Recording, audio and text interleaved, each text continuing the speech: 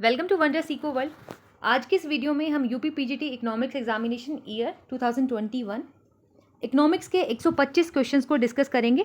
Start करते हैं अपने फर्स्ट क्वेश्चन से। पहले क्वेश्चन में बोला गया कि प्रशुल्क लगा देने से क्या होगा।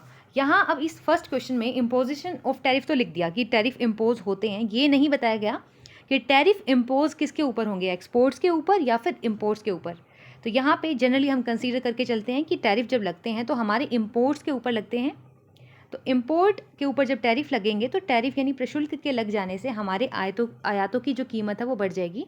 तो यहाँ से डी ऑप्शन अपना करेक्ट होगा कि prices of import will increase. Tariff के इम्पोज होने से क्या होगा, प्रशुल्क के लगने से अपने आयातों की कीमत में वृद्धि होगी। सेकेंड क्वेश्चन को देखते हैं। इन सभी को क्रोनोलॉजिकल ऑर्डर में रखना है, हमें थ्योरीज दे रखी है डिफरेंट। तो सबसे पहले हमारा आउट ऑफ दीज 4 ऑप्शन सबसे पहले हमारी क्या आता है, मांग का नियम हमारा सबसे पहले आया था। उसके बाद हमारा डीएमयू आया था, डिमिनिशिंग मार्जिनल यूटिलिटी। ह्रासमान सीमांत उपयोगिता का नियम हमारा सेकंड नंबर पे आता है। उसके बाद हम इंडिफरेंस कर्व के बारे में पढ़ते हैं, फिर हम पढ़ते हैं रिवील प्रेफरेंस थ्योरी के बारे में, यानी क्रमवाचक उपयोगिता सिद्धांत जिसको हम इंडिफरेंस कर्व एनालिसिस बोलते हैं, वो अपना सेकंड नंबर पे आएगा। उसके बाद रिवील प्रेफरेंस थ्योरी, अपना प्रकट अंधिमान सिद्धांत आएगा। तो ये सीक्वेंस हमारी क्या बनी, सबसे पहले अपना फर्स्ट, फिर अपना फोर्थ। फर्स्ट फोर्थ एक ही ऑप्शन में गिवन है हमारे, यहाँ से डी ऑप्शन अपना ठीक होगा। सबसे पहले लॉ ऑफ डिमांड और उसके बाद डीएमयू के बारे में हम पढ़ते हैं।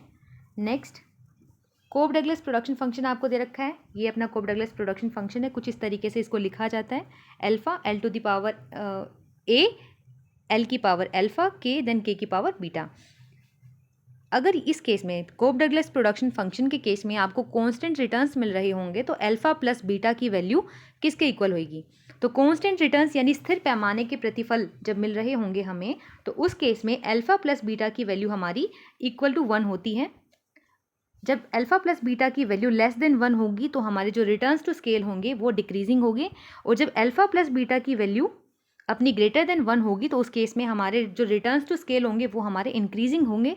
तो इस केस में जब कांस्टेंट हमें बोला गया है तो कांस्टेंट के केस में सी ऑप्शन अपना करेक्ट होगा कि कांस्टेंट रिटर्न्स टू स्केल जब होंगे in case of Cobb Douglas production function तो अल्फा प्लस बीटा की वैल्यू इक्वल टू 1 होगी। Fourth question, according to Heckscher Ohlin the cause of trade between countries is. विभिन्न देशों के बीच में व्यापार का कारण क्या होगा according to Heckscher Ohlin theory. तो हेक्सर ओहलिन थ्योरी साधन संपन्नता को लेकर के चलता है कि कोई देश किसी साधन को लेकर के संपन्न है तो कहीं दूसरे देश में किसी दूसरे साधन की संपन्नता होती है, यानी फैक्टर की अबंडेंस होने के चलते। फैक्टर अबंडेंस की जो डिफरेंशिएशन होता है ना, अलग अलग देशों में अलग अलग फैक्टर्स की अबंडेंस को लेकर के डिफरेंशिएशन देखने को मिलता है। तो इसी वजह से हम क्या करते हैं, ट्रेड करते हैं। तो ट्रेड का मेन रीज़न क्या माना है हेक्सर ओहलिन ने, फैक्टर की अबंडेंस को माना है। बी ऑप्शन यहाँ से अपना करेक्ट होगा। इन्फ्लेशन इज प्रॉफिटेबल फॉर, मुद्रास्फीति किसके लिए फायदेमंद होती है। तो यहाँ से अपना प्रोड्यूसर हो जाएगा करेक्ट ऑप्शन कि प्रोड्यूसर को जब भी इन्फ्लेशन आएगी तो प्रोड्यूसर को फ़ायदा होगा। क्यों? क्योंकि उसने जब खरीदा था तो वो उसके लिए चीपर रहा होगा, और जब वो बेचेगा इन्फ्लेशन के आ जाने के चलते तो कहीं ना कहीं जो प्राइसेस होंगे वो बढ़े हुए उसको मिल जाएंगे। तो प्रोड्यूसर को इन्फ्लेशन के चलते फ़ायदा होता है, इन्वेस्टर को नहीं होता, कंज्यूमर को भी इन्फ्लेशन से फ़ायदा नहीं होता, गवर्नमेंट को भी इन्फ्लेशन से कोई फ़ायदा नहीं होता। नेक्स्ट, बेसल अकर्ड्स की बात करें तो जी ये बेसल अकर्ड्स हैं, बेसल के जो समझौता है ये किससे रिलेटेड है। तो इसका राइट आंसर अपना क्या होगा, बैंकिंग सेक्टर से रिलेटेड है हमारे बेसल के जो नियम हैं। बी ऑप्शन यहाँ से अपना करेक्ट होगा, बैंकिंग क्षेत्र से संबंधित है हमारा बेसल समझौता। Each seller assume his rivals output is constant in the model of. अपने राइवल के आउटपुट को कॉन्स्टेंट लेकर के चलते हैं हम किस मॉडल के अंदर। तो ऐसा हम कुर्नो के मॉडल के अंदर करते हैं, ये अपने ड्यूओपोली मॉडल है। ओलिगोपोली के अंडर हम स्टडी करते हैं ड्यूओपोली की। तो ड्यूओपोली के कुछ मॉडल्स हैं अपने कुर्नो के, एजवर्थ, बर्टनैंड, चैम्बरलिन मॉडल। तो उनमें से कुर्नो के मॉडल में हम क्या अज्यूम करके चलते हैं कि हमारा जो राइवल है, हमारी जो राइवलरी फर्म है, उस फर्म का जो आउटपुट है वो कांस्टेंट रहेगा। उसको कांस्टेंट अज्यूम करके फिर हम अपने आउटपुट को डिसाइड करते हैं। तो ऐसा किस मॉडल के अंदर या फिर किसकी थ्योरी में होता है, कुर्नो की जो थ्योरी है ड्यूओपोली की, उसमें ऐसा देखने को मिलता है कि हम अपने प्रतिद्वंद्वी के उत्पादन को स्थिर मान करके अपने उत्पादन को डिसाइड करते हैं। यहाँ से अपना ए ऑप्शन करेक्ट होगा, कुर्नो का model. Total quasi rent is equal to, तो क्वासी रेंट का मतलब क्या है? आभासी लगान। आभासी यानी लगभग लगान जैसा। क्वासी रेंट मीन्स रेंट के जैसा। तो रेंट के जैसा जब हमें other factor of production, rent हमें किससे मिलता है? हमें अपनी लैंड से हमें क्या मिलता है? लैंड से हमें रेंट मिलता है। तो जब इस लैंड के अलावा अदर फैक्टर्स ऑफ प्रोडक्शन, जब शॉर्ट टाइम पीरियड में जब उनकी जो सप्लाई होती है वो फिक्स होती है, तो उस टाइम में उनकी जब तक सप्लाई उनकी फिक्स रहती है अदर फैक्टर्स की, तो उनसे मिलने वाले रिटर्न्स को हम क्या बोलते हैं? क्वासी रेंट बोलते हैं। तो इस केस में हम टोटल रेवेन्यू में से क्या माइनस कर देंगे? टोटल वेरिएबल कॉस्ट को माइनस कर देंगे। तो जो अपने फिक्स फैक्टर्स हैं शॉर्ट टाइम में जिनकी सप्लाई फिक्स है वो निकल करके आ जाएगी। सी ऑप्शन यहाँ से अपना करेक्ट होगा कि टोटल रेवेन्यू में से हम टोटल वेरिएबल कॉस्ट को घटा देंगे तो अपनी जो क्वासी रेंट है वो निकल के आ जाएगी। कुल आगम में से हम कुल परिवर्तनशील लागत को घटाएंगे तो हमारी जो आभासी लगान है उसकी वैल्यू निकल के आ जाएगी। 9th question, in the liquidity preference theory the situation of liquidity trap shows. Liquidity preference theory में लिक्विडिटी ट्रैप हमें क्या बताता है? लिक्विडिटी ट्रैप हमें बताता है कि demand for money curve is perfectly elastic, यानी जो मनी डिमांड है वो परफेक्टली इलास्टिक है। हमारा जो LM कर्व है वो परफेक्टली इलास्टिक हो जाता है। कुछ इस तरीके का ये वाला पोर्शन हमें लिक्विडिटी ट्रैप को शो करता है कि यहाँ पे हमारी तरलता जाल की स्थिति है और यहाँ पे हमारी मनी की जो डिमांड है वो बहुत हाईली इलास्टिक हो जाती है। तो ये केस यहाँ से अपना ए ऑप्शन करेक्ट होगा कि तरलता पसंदगी सिद्धांत में तरलता जाल क्या दिखाता है? तरलता जाल की जो स्थिति होती है वो हमें दिखाती है कि मुद्रा की मांग का जो वक्र है वो पूरे तरीके से लोचशील हो जाता है। ए ऑप्शन यहाँ से अपना करेक्ट होगा कि demand for money curve is perfectly elastic in case of liquidity preference theory. जहाँ पे लिक्विडिटी ट्रैप आता है उस सिचुएशन में ऐसा होता है। 10th question, which one of the following is a combination of direct tax. तो हमें हमें एक पेयर दे रखा है डिफरेंट टैक्सेस का, हमें देखना है कि कौन सा पेयर ऐसा है जो कि डायरेक्ट टैक्स है। एक्साइज ड्यूटी और वेल्थ टैक्स। तो यहाँ एक्साइज तो अपना डायरेक्ट नहीं हुआ। सेकंड में सर्विस और इनकम टैक्स दे रखा है, तो इनकम टैक्स तो अपना डायरेक्ट है बट सर्विस टैक्स अपना इनडायरेक्ट है। जीएसटी है ना, जीएसटी में गुड और सर्विस टैक्स होता है, तो सर्विस जो टैक्स होता है अपना वो कैसा होता है? इनडायरेक्ट होता है। तो बी ऑप्शन भी अपना नहीं होगा क्योंकि दोनों टैक्सेस अपने डायरेक्ट नहीं हैं। C, wealth tax and income tax. अब यहाँ से वेल्थ भी अपना डायरेक्ट है और इनकम भी अपना डायरेक्ट है। वेल्थ के ऊपर जो टैक्स लगता है, जिसकी वेल्थ है, जिसकी संपत्ति है, उसी को ये कर देना पड़ता है। इनकम टैक्स, जिसने इनकम अर्न की उसी को सीधा सीधा टैक्स देना पड़ता है। जब जिसके ऊपर टैक्स लगे उसी को वो पे करना पड़े तो अपना डायरेक्ट टैक्स होता है। तो यहाँ से out of all these 4 options C option अपना करेक्ट होगा क्योंकि सी ऑप्शन में जो दोनों ही अपने टैक्सेस हैं ये डायरेक्ट टैक्स को दिखा रहे हैं। तो अपना सी ऑप्शन यहाँ से करेक्ट है। संपत्ति कर और आय कर ये दोनों ही अपने डायरेक्ट टैक्स हैं। 11th क्वेश्चन, 11th क्वेश्चन कह रहा है कि which international organization was formed at the Bretton Woods conference of 1944। 1944 का जो ब्रेटन वुड्स सम्मेलन था उसमें किस अंतर्राष्ट्रीय संस्था का जन्म हुआ था? तो यहाँ से हमें याद रखना है कि जब ये जो ब्रेटन वुड्स की कॉन्फ्रेंस हुई थी यहाँ से अपनी 2 इंस्टीट्यूशन थे जिनका जन्म हुआ था। एक था अपना IBRD, international bank for reconstruction and development, दूसरा था अपना IMF। इन 2 इंस्टीट्यूशन को फॉर्म किया गया था ब्रेटन वुड्स कॉन्फ्रेंस के अंदर। तो IBRD को हम वर्ल्ड बैंक भी बोलते हैं, वर्ल्ड बैंक। तो यहाँ से अपना out of all this 4 option जो करेक्ट ऑप्शन होगा वो वर्ल्ड बैंक होगा। बी ऑप्शन यहाँ से करेक्ट होगा। 1944 के ब्रेटन वुड्स सम्मेलन में कौन सी अंतर्राष्ट्रीय संस्था का जन्म होता है? विश्व bank. 12th question, Keynes was most concerned with.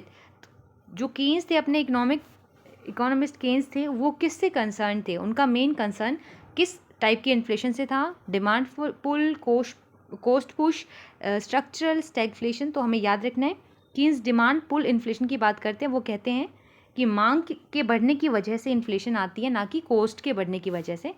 तो यहाँ पे मांग जनित स्फीति जो अपना है वो ए ऑप्शन अपना करेक्ट होगा यहाँ से 12th का। Phillips curve setup a relationship between. Phillips curve किस किस के बीच के रिलेशनशिप को शो करता है? तो फिलिप्स कर्व हमारा कुछ इस तरीके की शेप होती है, हमारी रेक्टेंगुलर हाइपरबोला की जैसी शेप होती है हमारे फिलिप्स कर्व की।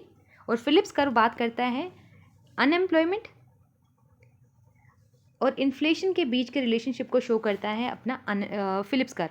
इन्फ्लेशन को आप वेज मनी वेज कंसीडर कर सकते हो, और अनएम्प्लॉयमेंट हमें देखना है या तो वेज मनी लिखा मिलेगा, हमें वेज रेट लिखा मिलेगा मनी वेज, या फिर इन्फ्लेशन लिखा मिलेगा। अनएम्प्लॉयमेंट के साथ इन्फ्लेशन भी मिल सकता है और अनएम्प्लॉयमेंट के साथ आपको मनी वेज लिखा हुआ भी मिल सकता है। इन दोनों के रिलेशनशिप को शो करता है अपना फिलिप्स कर्व। ऑप्शंस देखते हैं। वेज लेबर सप्लाई ए नहीं होगा, इन्फ्लेशन एंड अनएम्प्लॉयमेंट ये अपना बी ऑप्शन करेक्ट होगा। यहाँ से इन दोनों के बीच के रिलेशनशिप को अपना फिलिप्स कर्व बताता है। विच of the following factor is not appreciate regarding export promotion. अगर आपको एक्सपोर्ट को प्रमोट करना है तो इनमें से कौन सा ऐसा फैक्टर है जिसको आप सही कंसिडर नहीं करोगे, जो अप्रोप्रिएट नहीं है। आपको एक्सपोर्ट वर्ल्ड मार्केट में आपके एक्सपोर्ट का जो शेयर है उसको बढ़ाना होगा, बिल्कुल सही है, तभी तो आपके एक्सपोर्ट को प्रमोशन मिलेगा। फाइनेंसिंग ऑफ इम्पोर्ट, इम्पोर्ट के लिए आपको पैसे चाहिए, फाइनेंसिंग चाहिए इम्पोर्ट्स के लिए पेमेंट करने के लिए, ये भी सही है। तो आपको क्या करना पड़ेगा, आपको अपने एक्सपोर्ट को प्रमोट करना पड़ेगा। To increase supply of goods in home market, अपने होम मार्केट में सप्लाई को बढ़ाना है तो एक्सपोर्ट करो, ये भी सही होगा। आपको पेमेंट कर to increase supply of goods in home market, नहीं, इसके लिए तो अगर आपको सप्लाई ऑफ गुड्स को बढ़ाना है अपने घरेलू मार्केट के अंदर तो इसके लिए आपको एक्सपोर्ट को नहीं बढ़ाना होगा, इंपोर्ट्स को बढ़ाना होगा। सिर्फ आपको वस्तु को अपने होम मार्केट के अंदर सप्लाई को बढ़ाना है, इसके लिए एक्सपोर्ट नहीं, आपको इंपोर्ट्स करने पड़ेंगे। डी ऑप्शन, तो सी ऑप्शन यहाँ से अपना इनकरेक्ट है और इनकरेक्ट ही हमें छांटना था। डी ऑप्शन में बोल रखा है कि आपको एक्सटर्नल लोन की पेमेंट करनी है, आपने एक्सटर्नल लोन ले रखा है, ऐसे में अगर आप एक्सपोर्ट करोगे तो एक्सपोर्ट के थ्रू आपको पेमेंट मिलेगी, उस पेमेंट को आप एक्सटर्नल लोन्स को पे करने में यूज़ कर लोगे, यानी विदेशी ऋणों की अदायगी करने के लिए आप अपने उस एक्सपोर्ट के थ्रू जो आपको इनकम मिली है उसको यूज़ करोगे, ये भी सही है। आयात का वित्त प्रबंध करने के लिए, यानी आयातों के लिए जो वित्त मिलेगा आपको, आयातों की को चुकाने के लिए, आयातों की जो पेमेंट करोगे ना उसके लिए आपको वित्त मिल जाएगा, ये भी सही है। विदेशी बाजार में निर्यात का हिस्सा बढ़ाना है तब भी आपको एक्सपोर्ट्स करने पड़ेंगे, तो यहाँ से अपना जो सी ऑप्शन है वो इनकरेक्ट है। ठीक है, कि सिर्फ वस्तु को की पूर्ति को आपको घरेलू बाजार में बढ़ाना है तो इसके लिए आपको एक्सपोर्ट को प्रमोट करना, निर्यातों को प्रोत्साहन करना ज़रूरी नहीं है। निर्यात तब प्रोत्साहित करना चाहेंगे आप जब आपको वर्ल्ड की मार्केट में अपने एक्सपोर्ट को बढ़ाना है। What is the value of MPC and MPC when MPS is 0। MPC plus MPS इन दोनों का सम है वो इक्वल टू 1 होगा हमेशा। जब अपना पूछा गया जब आपकी जो MPC की वैल्यू क्या होगी जब आपका MPS 0 है, यहाँ पे अगर 0 है इक्वल टू हमेशा 1 होता है, तो आपके जो ये MPC है इसकी वैल्यू पूछा गया है, तो अगर आप C में 0 जोड़ोगे तो आपका 1 आना चाहिए। तो ऐसा कब होगा, जब आपका जो MPC की वैल्यू है ये आपकी इक्वल टू 1 होगी, तभी ऐसा होगा। MPS के 0 होने पर MPC की वैल्यू क्या होगी, 1 होगी हमेशा। तो यहाँ से अपना ए ऑप्शन करेक्ट होगा। सीमांत उपभोग प्रवृत्ति का मान क्या होगा, जबकि आपकी सीमांत बचत की प्रवृत्ति 0 हो, तो ऐसे में आपकी सीमांत उपभोग प्रवृत्ति 1 के बराबर होगी। The difference between gross national product and net national product, gross में और नेट में, यानी आपका सकल दे रखा है शुद्ध बनाना है तो हम क्या घटाते हैं, हम अपने डेप्रिसिएशन के जो चार्जेस हैं उनको घटा देते हैं ग्रोस को नेट बनाने के लिए। तो यहाँ से अपना सी ऑप्शन करेक्ट होगा कि घिसावट व्यय को घटा दोगे तभी आपका ग्रोस से आप नेट पे पहुँच पाओगे। तो ग्रोस से GNP और NNP के बीच का जो डिफरेंस होता है वो आपका डेप्रिसिएशन कॉस्ट होती है। हेक्सर-ओहलिन मॉडल दे रखा है। अब ये हेक्सर-ओहलिन थ्योरी से ही हमारा सेकंड क्वेश्चन है। ये बोल रहा है कि according to Heckscher Ohlin theory of factor abundance in term of factor prices when a country will be called capital abundant, यानी प्राइसेस की टर्म में हमें कैपिटल अबंडेंट कंट्री को पहचानना है। ये आपकी A कंट्री है, ये आपकी B कंट्री है, A B। तो जो ये ब्रैकेट्स के बाहर A और B लिखा गया ये अपनी कंट्रीज़ हैं। ब्रैकेट्स के अंदर P ऑफ C का मतलब प्राइस ऑफ कैपिटल है और P ऑफ L का मतलब प्राइस ऑफ लेबर है। तो PC और PL, अब हमें कैपिटल अबंडेंट कंट्री देखनी जहाँ पे कैपिटल की मौज है, कैपिटल बहुत ज़्यादा है, तो वहाँ पे प्राइसेस ऑफ कैपिटल कैसे रहेंगे, कम रहेंगे। यहाँ से अपना C ऑप्शन करेक्ट होगा कि prices of capital P of C divided by P of L less रहने चाहिए। जो ये वैल्यू निकल के आएगी ये लेस रहनी चाहिए P of C divided by P of L, यानी आपकी A कंट्री में B के कंपैरिजन में POC upon P(L) in a country, यानी प्राइसेस लेस रहेंगे ना इस ए कंट्री के, POC upon P(L) in B country.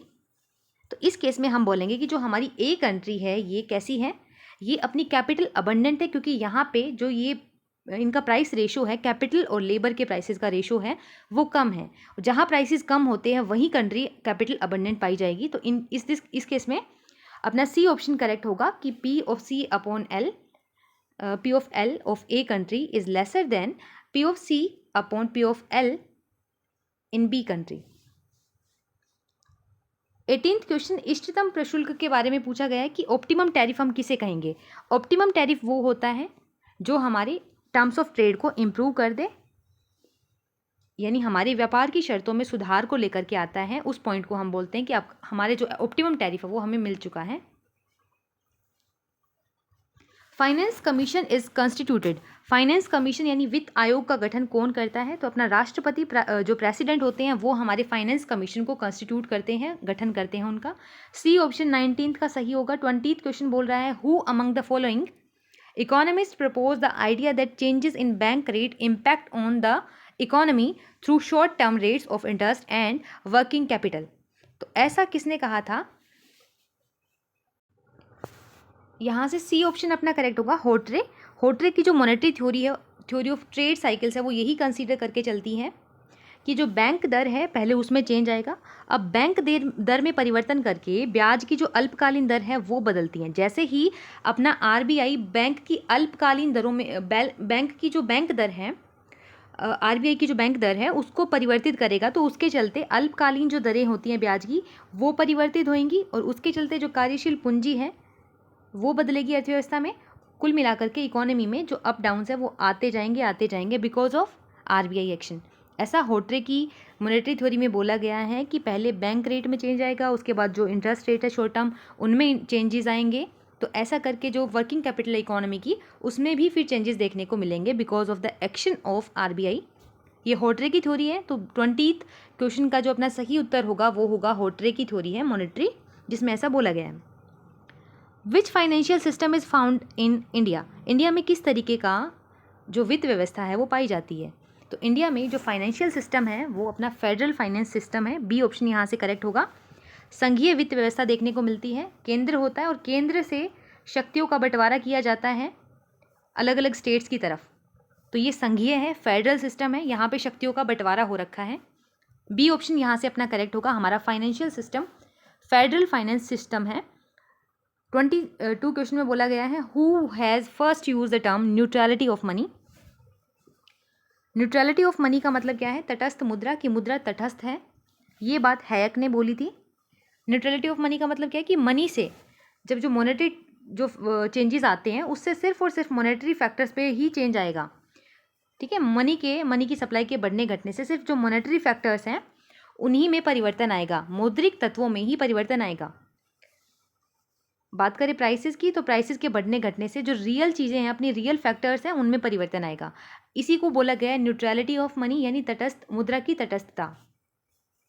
23 find out the correct chronology order of the following. इन सभी का हमें क्रोनोलॉजिकल ऑर्डर देखना है। सबसे पहले अपनी एब्सोल्यूट इनकम हाइपोथेसिस आती है जो कि कीन्स की थी।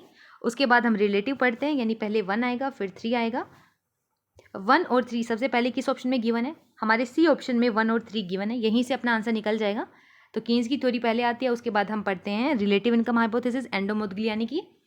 उसके बाद हम पढ़ते हैं फ्रीडमैन की permanent income hypothesis in the year 1957। फिर लाइफ साइकिल हाइपोथेसिस 1950s में, पूरी 1950s में चलती है, इसीलिए ये अपनी लास्ट में पुट करेंगे हम लाइफ साइकिल हाइपोथेसिस को। तो यहाँ से अपना सी ऑप्शन करेक्ट होगा। क्रोनोलॉजिकल ऑर्डर में हमें अरेंज करना था इन थ्योरीज को। कीन्स का उपभोग फलन सबसे पहले पे आता है, फिर उसके बाद अपना सापेक्ष आय परिकल्पना एंडो मोदिग्लियानी की, जिसको हम MBA करके याद रखते हैं, मोदिग्लियानी, ब्रूमबर्ग और एंडो। और लास्ट में अपना क्या रहेगा, आय चक्र परिकल्पना, जिसको आयु लिखा गया है यहाँ पे, आय चक्र परिकल्पना। फिर अपना थर्ड पे क्या था, लास्ट अपना ये हो जाएगा आय चक्र, और थर्ड अपना क्या था, फ्रीडमैन की स्थायी आय परिकल्पना अपनी तीसरे नंबर पे रहेगी। 24 यहाँ पे reproductive and child health second की बात की गई है, उसको कब शुरू किया गया था, तो ये अपना अप्रैल 2005 के अंदर शुरू किया गया था। RCH2 को अप्रैल 2005 को प्रजनन एवं बाल स्वास्थ्य का जो सेकंड जो सेशन है उसको शुरू किया गया था अप्रैल 2005 में। 25th question, when marginal production increase, जब अपना मार्जिनल प्रोडक्ट बढ़ता है, जब वो इंक्रीज हो रहा है तो टोटल प्रोडक्ट क्या रहेगा। जब एमपी अब आपका इंक्रीज होगा, इसको एक डायग्राम के थ्रू समझते हैं।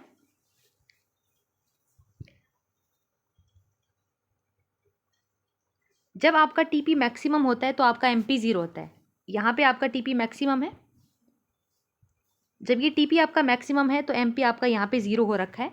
और जब ये एमपी आपका इंक्रीज होने लग रहा है तो आपका जो टीपी है वो बढ़ रहा है, और कैसी दर से बढ़ रहा है, बढ़ती हुई दर से बढ़ रहा है। तो इस केस में जब आपका एमपी इंक्रीजिंग बोल रखा है तो एमपी जब इंक्रीज होगा तो आपका जो टोटल प्रोडक्ट है वो इंक्रीज होगा, और किस रेट से इंक्रीज होगा, बढ़ती हुई रेट से, यानी बढ़ती दर से बढ़ेगा अपना टोटल प्रोडक्ट जब आपका मार्जिनल प्रोडक्ट बढ़ रहा होगा। 26, when a country impose and import duty, imports के ऊपर ड्यूटी इम्पोज कर दी गई है तो कंज्यूमर की सेविंग्स पर क्या असर पड़ेगा। क्वेश्चन नंबर फर्स्ट में, इसी पेपर के पहले क्वेश्चन में हमने क्या देखा था कि आपके इम्पोर्ट के ऊपर टैरिफ लगा तो इससे क्या हुआ, इम्पोर्ट के जो प्राइसेस है वो बढ़ जाते हैं। अब प्राइसेस के बढ़ने से कंज्यूमर की जो सेविंग्स थी, पहले कंज्यूमर को कम पे करना पड़ रहा था, प्राइसेस बढ़ने के चलते कंज्यूमर को पे ज़्यादा करना पड़ेगा। तो ऐसे में कंज्यूमर का सरप्लस गिर जाएगा, कंज्यूमर की सेविंग्स गिरेंगी। तो यहाँ से बी ऑप्शन अपना करेक्ट होगा कि कंज्यूमर की जो सेविंग्स होंगी टैरिफ के लग जाने से, इंपोर्ट्स के ऊपर टैरिफ के लग जाने से कंज्यूमर्स की सेविंग्स डिक्रीज होंगी, घटती हैं। बी ऑप्शन अपना करेक्ट होगा। नेक्स्ट 27 में बोला गया एमपीसी की वैल्यू आपको दे रखी है, मल्टीप्लायर पूछा गया कैसे निकालोगे।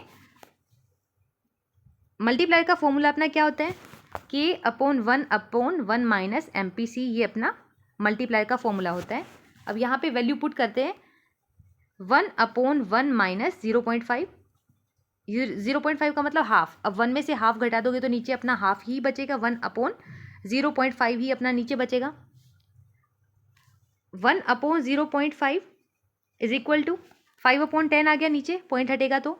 अब जो ये डिवाइड का निशान है जब ये हटेगा तो 1 डिवाइड अपना मल्टीप्लाई में चेंज हो जाएगा, और नीचे 5/10 है ये पलट जाएगा तो 10/5 आ जाएगा। यहाँ से 5 2 10, 2 अपने मल्टीप्लायर की वैल्यू होगी। तो इन केस जब अपनी एमपीसी 0.5 है तो मल्टीप्लायर की वैल्यू अपनी 2 निकल के आएगी। डी ऑप्शन यहाँ से अपना करेक्ट होगा। सेम क्वेश्चन एचटेट में बहुत बार पूछा गया है। The headquarter of ADB is in, ADB Asian development bank की बात की गई है तो उसका हेडक्वार्टर कहाँ है, मनीला में है। सी ऑप्शन करेक्ट होगा, एशियन विकास बैंक का जो मुख्यालय है वो कहाँ है, मनीला में। NABARD was establish on the recommendation of, NABARD को किसकी सिफारिश पर गठित किया गया था। नाबार्ड अपना एग्रीकल्चर डेवलपमेंट और रिकंस्ट्रक्शन बैंक है, तो उसको किसकी रिकमेंडेशन के ऊपर बनाया गया था। तो यहाँ से अपना शिवरामन कमेटी जो है ये अपना सी ऑप्शन करेक्ट होगा। बात करें नरसिम्हन कमेटी की तो नरसिम्हन कमेटी ने RRBs जो अपनी है रीजनल रूरल बैंक्स है उनकी जो इस्टेब्लिशमेंट है उसकी रिकमेंडेशन दी थी नरसिम्हन कमेटी ने। Find out an estimate of mode when mean median, ये दे रखे हमें मीन और मीडियन की वैल्यू हमें गिवन है और हमें क्या निकालना है, मोड को निकालना है। तो हमें पता है मोड का फॉर्मूला होता है 3 मीडियन माइनस 2 मीन। इस फॉर्मूले के अंदर जब हम मीन की और अपने मीन की और मीडियन की वैल्यू को पुट करेंगे तो अपना मोड वैल्यू यानी अपना जो z है वो निकल करके आ जाएगा। पुट करते हैं 3 के साथ, मल्टीप्लाई में मीडियन आएगा, मीडियन अपना 12 दे रखा है, 3 × 12 माइनस करेंगे 2 × मीन कितना 14। तो यहाँ से 36 माइनस 28 यहाँ पे अपना आंसर आएगा। 12 3 अपना 36 होता है और 14 2 28 होता है। फिर इनको सब्ट्रैक्ट करेंगे।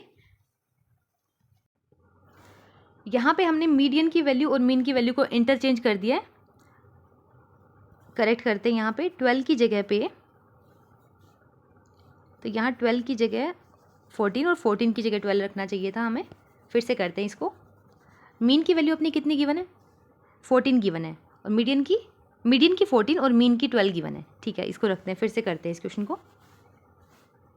तो यहाँ से हम मीडियन की वैल्यू को 14 रखेंगे आगे, 14, और मीन की वैल्यू को हम बाद में 12 रखेंगे। तो यहाँ से अपना कितना आएगा, 42 माइनस 12 2 24, ये अपना आंसर निकल के आएगा। और यहाँ पे पीछे क्या, 18 अपना आंसर बनेगा। जब हम 42 में से 24 को माइनस करेंगे तो अपना कितना आंसर आएगा, 18 अपना आंसर आएगा। बी ऑप्शन यहाँ से अपना करेक्ट होगा। जब हम फॉर्मूले के अंदर पुट करेंगे वैल्यूज़, कौन से फॉर्मूले के अंदर, z is equal to 3 median minus 2 mean, 3 median minus 2 mean के अंदर पुट करेंगे वैल्यूज़, तो अपना आंसर क्या निकल के आएगा, 18। बी ऑप्शन यहाँ से अपना करेक्ट होगा। In the following commodities principle of exclusion enforce, यानी एक्सक्लूजन का प्रिंसिपल कि आप एक्सक्लूड कर सकते हो, किसी दूसरे इंसान को आप उस पर्टिकुलर गुड को यूज़ करने से मना कर सकते हो।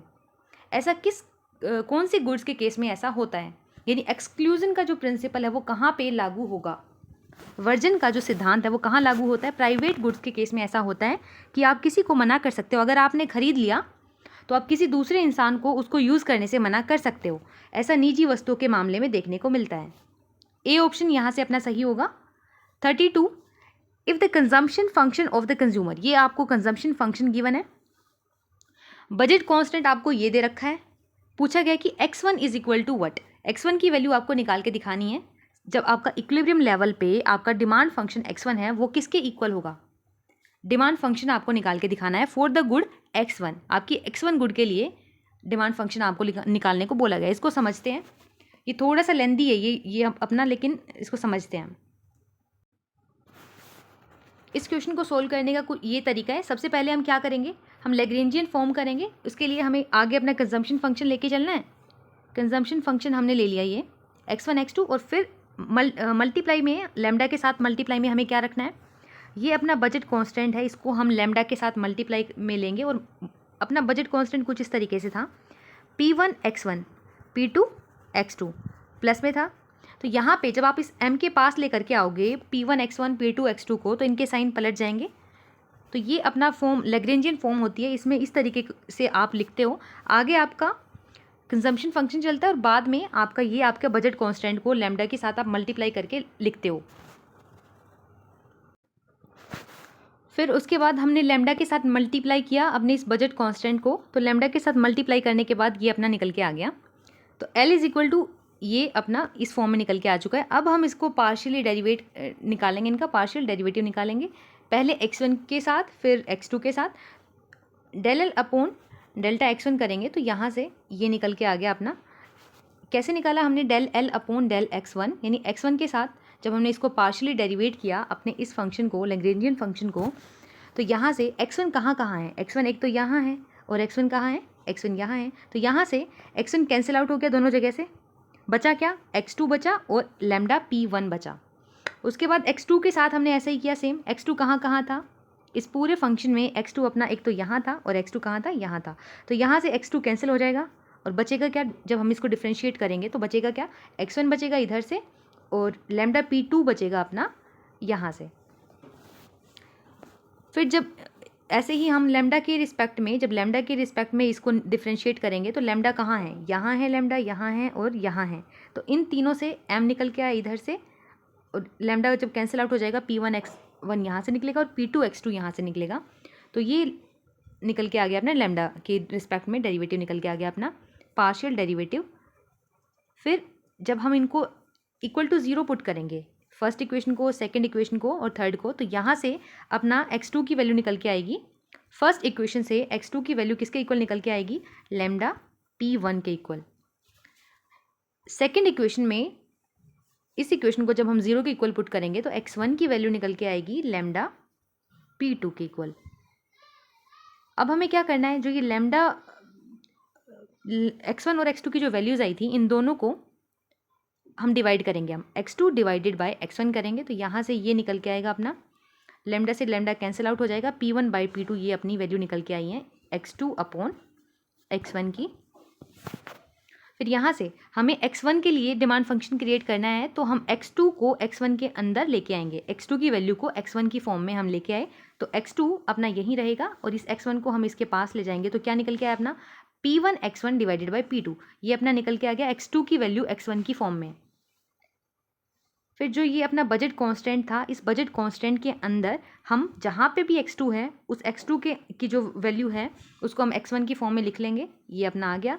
तो ये इस तरीके से m is equal to P1 x1 plus P1 x1 divided by P2 ये अपना निकल के आया। फिर यहाँ से P2 से P2 कैंसिल हो जाएगा, बचा क्या अपने पास P1 x1 ये 2 बार P1 x1 आ गया। तो इनको जब आप ऐड करोगे तो 2 P1 x1 निकल के आ जाएगा अपना।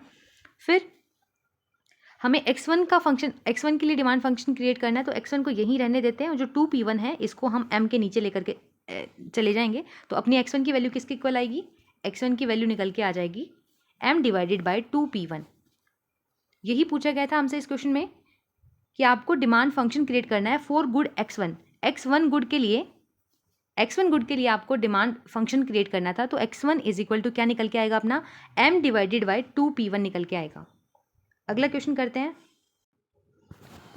यहाँ से 32 क्वेश्चन का जो सही उत्तर होगा वो होगा m divided by 2P1। First option अपना सही होगा जब आपको बजट फलन दे रखा है, यानी उपभोक्ता फलन दे रखा है, उपयोगिता यूटिलिटी फंक्शन दे रखा है, आपको कंज्यूमर फंक्शन बोल दिया मैंने कि यूटिलिटी फंक्शन था। फिर आपको बजट प्रतिबंध दे रखा था, बजट कांस्टेंट दे रखा था। तो उस केस में x1 वस्तु के लिए आपको मांग फलन बनाना था, डिमांड फंक्शन बनाना था। तो x1 के लिए आपका डिमांड फंक्शन क्या निकल के आया, m डिवाइडेड बाई 2P1 निकल के आया। 33 विच one of the following law given by JB से ने बाजार का नियम दिया था कि पूर्ति अपनी मांग का निर्माण स्वयं करती है। तो लॉ ऑफ डिमांड दिया था, supply creates its own demand, बाजार का नियम। ए ऑप्शन यहाँ से अपना करेक्ट होगा। फ्रिक्शनल अनएम्प्लॉयमेंट किसे कहेंगे, फ्रिक्शनल, इसके ऊपर मैंने शॉर्ट भी अपलोड किया जिसमें मैंने बताया डिफरेंट अनएम्प्लॉयमेंट्स के बारे में। तो फ्रिक्शनल अनएम्प्लॉयमेंट अपनी क्या होती है, जहाँ पे आप अपनी जूतियाँ घिसते हो क्योंकि आपको एक जॉब से छोड़कर दूसरी जॉब को आपको लेना है, या फिर आप पहली बार किसी जॉब को ढूंढ रहे हो। तो जॉब को ढूंढने के चक्कर में जब आप अनएम्प्लॉयड रहते हो तो उस टाइम पीरियड को, जिस टाइम पीरियड तक आप अनएम्प्लॉयड रहे उस टाइम पीरियड में आप फ्रिक्शनल अनएम्प्लॉयड रहे हो। तो फ्रिक्शनल अनएम्प्लॉयमेंट क्या होती है, बी ऑप्शन यहाँ से अपना करेक्ट होगा। Because it takes time to find a job when one is first entering the labour force. जब आप लेबर फोर्स में पहली बार एंटर करते हो तो जॉब को लेने के लिए जब आपको टाइम लगता है, जॉब को ढूंढने का जो टाइम पीरियड होता है उसको आप फ्रिक्शनल अनएम्प्लॉयमेंट बोल सकते हो। बी ऑप्शन सही होगा। जब पहली बार श्रम शक्ति में आप जुड़ते हो तो काम मिलने में आपको जो टाइम लगता है उस टाइम पीरियड तक आप अनएम्प्लॉयड रहते हो, ये आपकी घर्षणात्मक बेरोजगारी होती है। Elasticity of demand on different points of a demand curve. एक डिमांड कर्व है आपके पास, ये इसके डिफरेंट पॉइंट्स के ऊपर जो इलास्टिसिटीज होगी वो कैसी होगी। हमें पता है डिमांड फंक्शन, इसका जो मिड पॉइंट होता है इस पे इलास्टिसिटी इक्वल टू 1 होती है, ऊपर वाले पॉइंट पर इलास्टिसिटी ग्रेटर देन 1 होती है, और नीचे वाले पोर्शन की बात करें तो नीचे वाले सेगमेंट पे लेस देन 1 अपनी इलास्टिसिटी ऑफ डिमांड देखने को मिलती है डिमांड कर्व के ऊपर। यानी तो अलग अलग बिंदुओं पर जो मांग की लोच है वो अलग अलग होती है, नॉट इक्वल, डिफरेंट होगी। तो यहाँ पे अलग अलग होती है। डी ऑप्शन अपना सही होगा। 36 द फाउंडर ऑफ KCC यानी इनमें से किस प्रधानमंत्री द्वारा किसान कॉल सेंटर की स्थापना की गई थी। इसका अपना सही उत्तर होगा अटल बिहारी वाजपेयी, उनके टाइम पीरियड में KCC की स्टैब्लिशमेंट हुई थी। Which is the regulatory body of telecom in India. India में टेलीकॉम की रेगुलेटरी बॉडी कौन सी है, नियामक संस्था जो कि रेगुलेट करती है टेलीकॉम को। तो इसका सही आंसर होगा अपना ए ऑप्शन अपना करेक्ट होगा। ट्राई जो है TRAI, ये अपनी नियामक संस्था है टेलीकॉम के को लेकर के। टेलीकॉम इंडस्ट्री का जो रेगुलेशन करने का काम है वो TRAI के पास है। ट्राई की फुल फॉर्म की बात करें तो ट्राई की फुल फॉर्म होती है telecom regulatory authority of India, और इस अथॉरिटी की इस्टेब्लिशमेंट ईयर की बात करें तो इसकी 1997 में ट्राई को इस्टेब्लिश किया गया था to regulate telecom industry. Next, which one of the following is not institutional source of rural credit. Rural credit का इंस्टीट्यूशनल तरीका कौन सा नहीं है। रूरल क्रेडिट यानी कि आपका साख, ग्रामीण साख की बात की गई है। तो ग्रामीण साख के लिए ग्रामीण साख का कौन सा संस्थागत तरीका नहीं है, संस्थागत और गैर संस्थागत, यानी हमें गैर संस्थागत यहाँ से छांटना है। आप कोऑपरेटिव बैंक से ले रहे हो, कोऑपरेटिव सोसाइटीज़ से ले रहे हो लोन तो भी ठीक है, लैंड डेवलपमेंट बैंक से ले रहे हो तो ये भी इंस्टीट्यूशनल तरीका है, RRB से ले रहे हो ये भी इंस्टीट्यूशनल तरीका है। इंडिजीनियस बैंकर्स की बात करें तो जो देशी बैंकर्स हैं ये अपने गैर संस्थागत तरीका है लोन लेने का। डी ऑप्शन यहाँ से अपना करेक्ट होगा।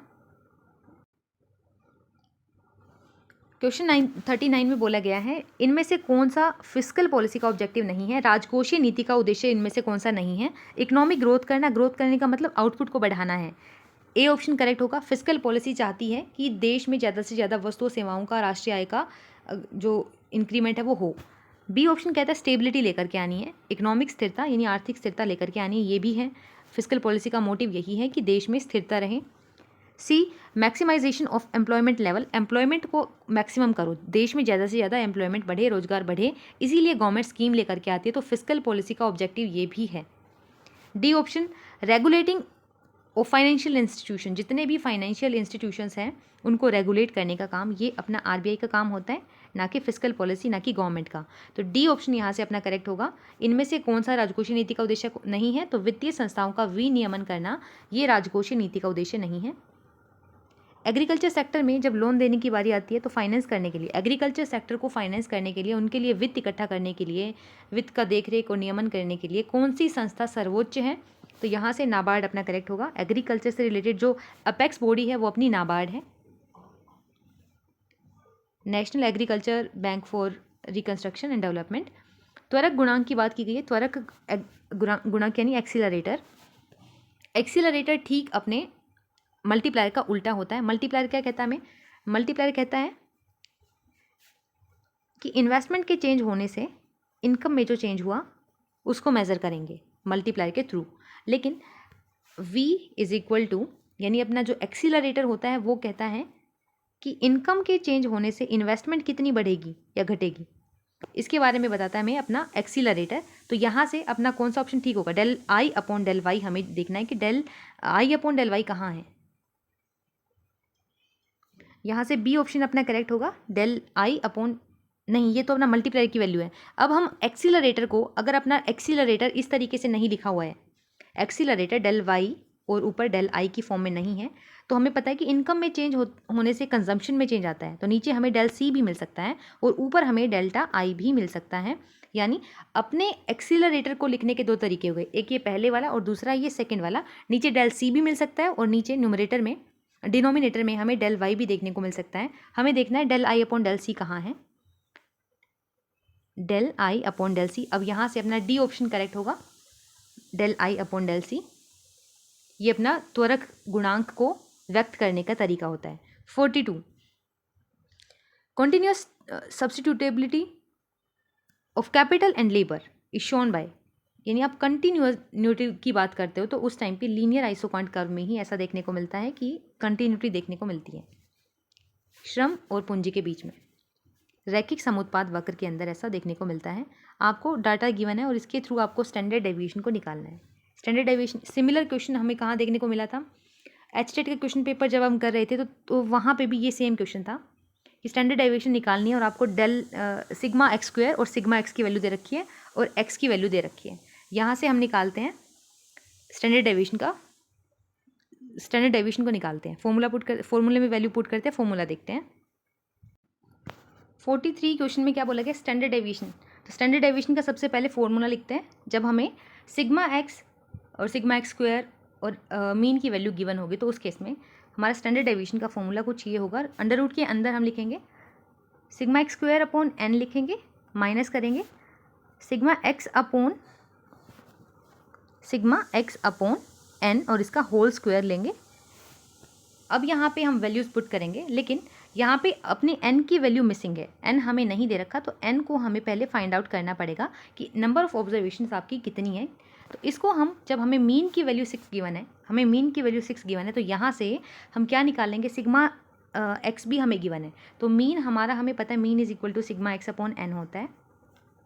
तो यहाँ पे जब हम सिग्मा एक्स की और मीन की वैल्यूज़ को पुट करते हैं, सिग्मा एक्स अपना कितना गिवन है, सिग्मा एक्स अपना गिवन है 60, तो यहाँ पे हम 60 पुट करते हैं सिग्मा एक्स की जगह, और मीन हमारा 6 गिवन है, तो मीन की जगह हम क्या लेकर के चलते हैं, मीन की जगह मीन को हटाते हैं और मीन की जगह हम 6 लिखते हैं। जब मीन की जगह हम 6 लिखेंगे तो n की वैल्यू कैसे निकलेगी, n इज इक्वल टू, अब 60 के नीचे ये 6 चला जाएगा, 10 निकल के आएगा अपना नंबर ऑफ ऑब्जर्वेशन, तो n की वैल्यू अपनी 10 आ गई। अब हम स्टैंडर्ड डेविएशन का जो फॉर्मूला लिखा था वहाँ पर n की वैल्यू को 10 लेकर के चलते हैं और बाकी सभी चीज़ हमें गिवन है। स्टैंडर्ड डेविएशन के फॉर्मूले में सबसे ऊपर हमें क्या लेना था, सिग्मा एक्स का स्क्वायर यानी 1000, नीचे n यानी अपना 10 निकल के आया था, और माइनस करेंगे सिग्मा एक्स अपॉन एन यानी 60/10 और इसका होल स्क्वायर। इस फॉर्मूले के अंदर हमने सब कुछ पुट कर दिया। यहाँ से अपना स्टैंडर्ड डेविएशन निकल के आ जाएगा। यहाँ 0 से 0 कैंसिल होगी, यहाँ भी 0 से 0 कैंसिल होगी, तो यहाँ पे 100 माइनस 6 6 जा 36 अपना बचेगा, अंडर रूट चल ही रहा है, और ये अपना कितना बचेगा, 64 बचेगा। और 64 किसका होता है, 8 का होता है। तो अपना स्टैंडर्ड डेविएशन यहाँ से कितना निकल के आ गया, 8। सी ऑप्शन अपना यहाँ से करेक्ट होगा, 8। Marginal rate of transformation between two goods x and y is defined as, दो गुड्स के बीच का मार्जिनल रेट ऑफ ट्रांसफॉर्मेशन बोला गया है। सबसे पहले हमें पता होना चाहिए कि MRT किसके स्लोप को हम बोलते हैं। मार्जिनल रेट ऑफ ट्रांसफॉर्मेशन हम किसके स्लोप को बोलते हैं, जो MRT अपना होता है वो PPC के स्लोप को हम MRT बोलते हैं। जो PPC कर्व है इसके स्लोप को हम क्या बोलते हैं, मार्जिनल रेट ऑफ ट्रांसफॉर्मेशन बोलते हैं। और MRT की बात करें तो MRT अपना इक्वल होता है, दो गुड्स हैं हमारे पास, दो गुड्स गिवन है, तो MRT दोनों की कॉस्ट के इक्वल होता है, MC of x and MC of y. ये अब ए ऑप्शन यहाँ से अपना करेक्ट होगा। सेकंड की बात करें तो MRS, ये तो कंज्यूमर की बात हो गई, MRS ये भी यहाँ पे कंज्यूमर की बात होगी, क्योंकि MRS इंडिफरेंस कर्व के स्लोप को बताता है। तो B और C तो अपने कैंसिल हो गए, हमसे सिर्फ MRT के बारे में पूछा गया था कि MRT किसके इक्वल होता है। तो दो गुड्स के बीच का जो मार्जिनल रेट ऑफ ट्रांसफॉर्मेशन होता है वो उनकी कॉस्ट के रेशो के इक्वल होता है। ए ऑप्शन यहाँ से अपना करेक्ट होगा। विच of the following, 45th question, ये सेंट्रल टेंडेंसी का मेजर इनमें से कौन सा नहीं है। सेंट्रल टेंडेंसी यानी केंद्रीय प्रवृत्ति का माप कौन सा नहीं है। हम रेंज की बात करें तो रेंज हम पढ़ते हैं डिस्पर्जन के अंदर, मोड, मीन और मीडियन, इन तीनों को हम सेंट्रल टेंडेंसी के अंदर ही पढ़ते हैं। तो जो नहीं है वो होगा अपना विस्तार यानी रेंज। ए ऑप्शन यहाँ से अपना करेक्ट होगा। सेंट्रल टेंडेंसी का मेजर नहीं है, ये अपना मेजर है डिस्पर्जन का। अगले क्वेश्चन में हमें मैच करना है। अब्सिस्टेंस थ्योरी की बात करें, ये सीनियर ने दी थी। लिक्विडिटी प्रेफरेंस की बात करें, ये केंज ने दी थी, यानी ए का अपना सेकंड हो गया, उसके बाद बी का अपना 1 हो गया। फिर टाइम प्रेफरेंस की बात करें तो टाइम प्रेफरेंस अपना फिशर का है, और ऑस्टिन थ्योरी ऑफ इंटरेस्ट की बात करें ये बोहम बोअर की है।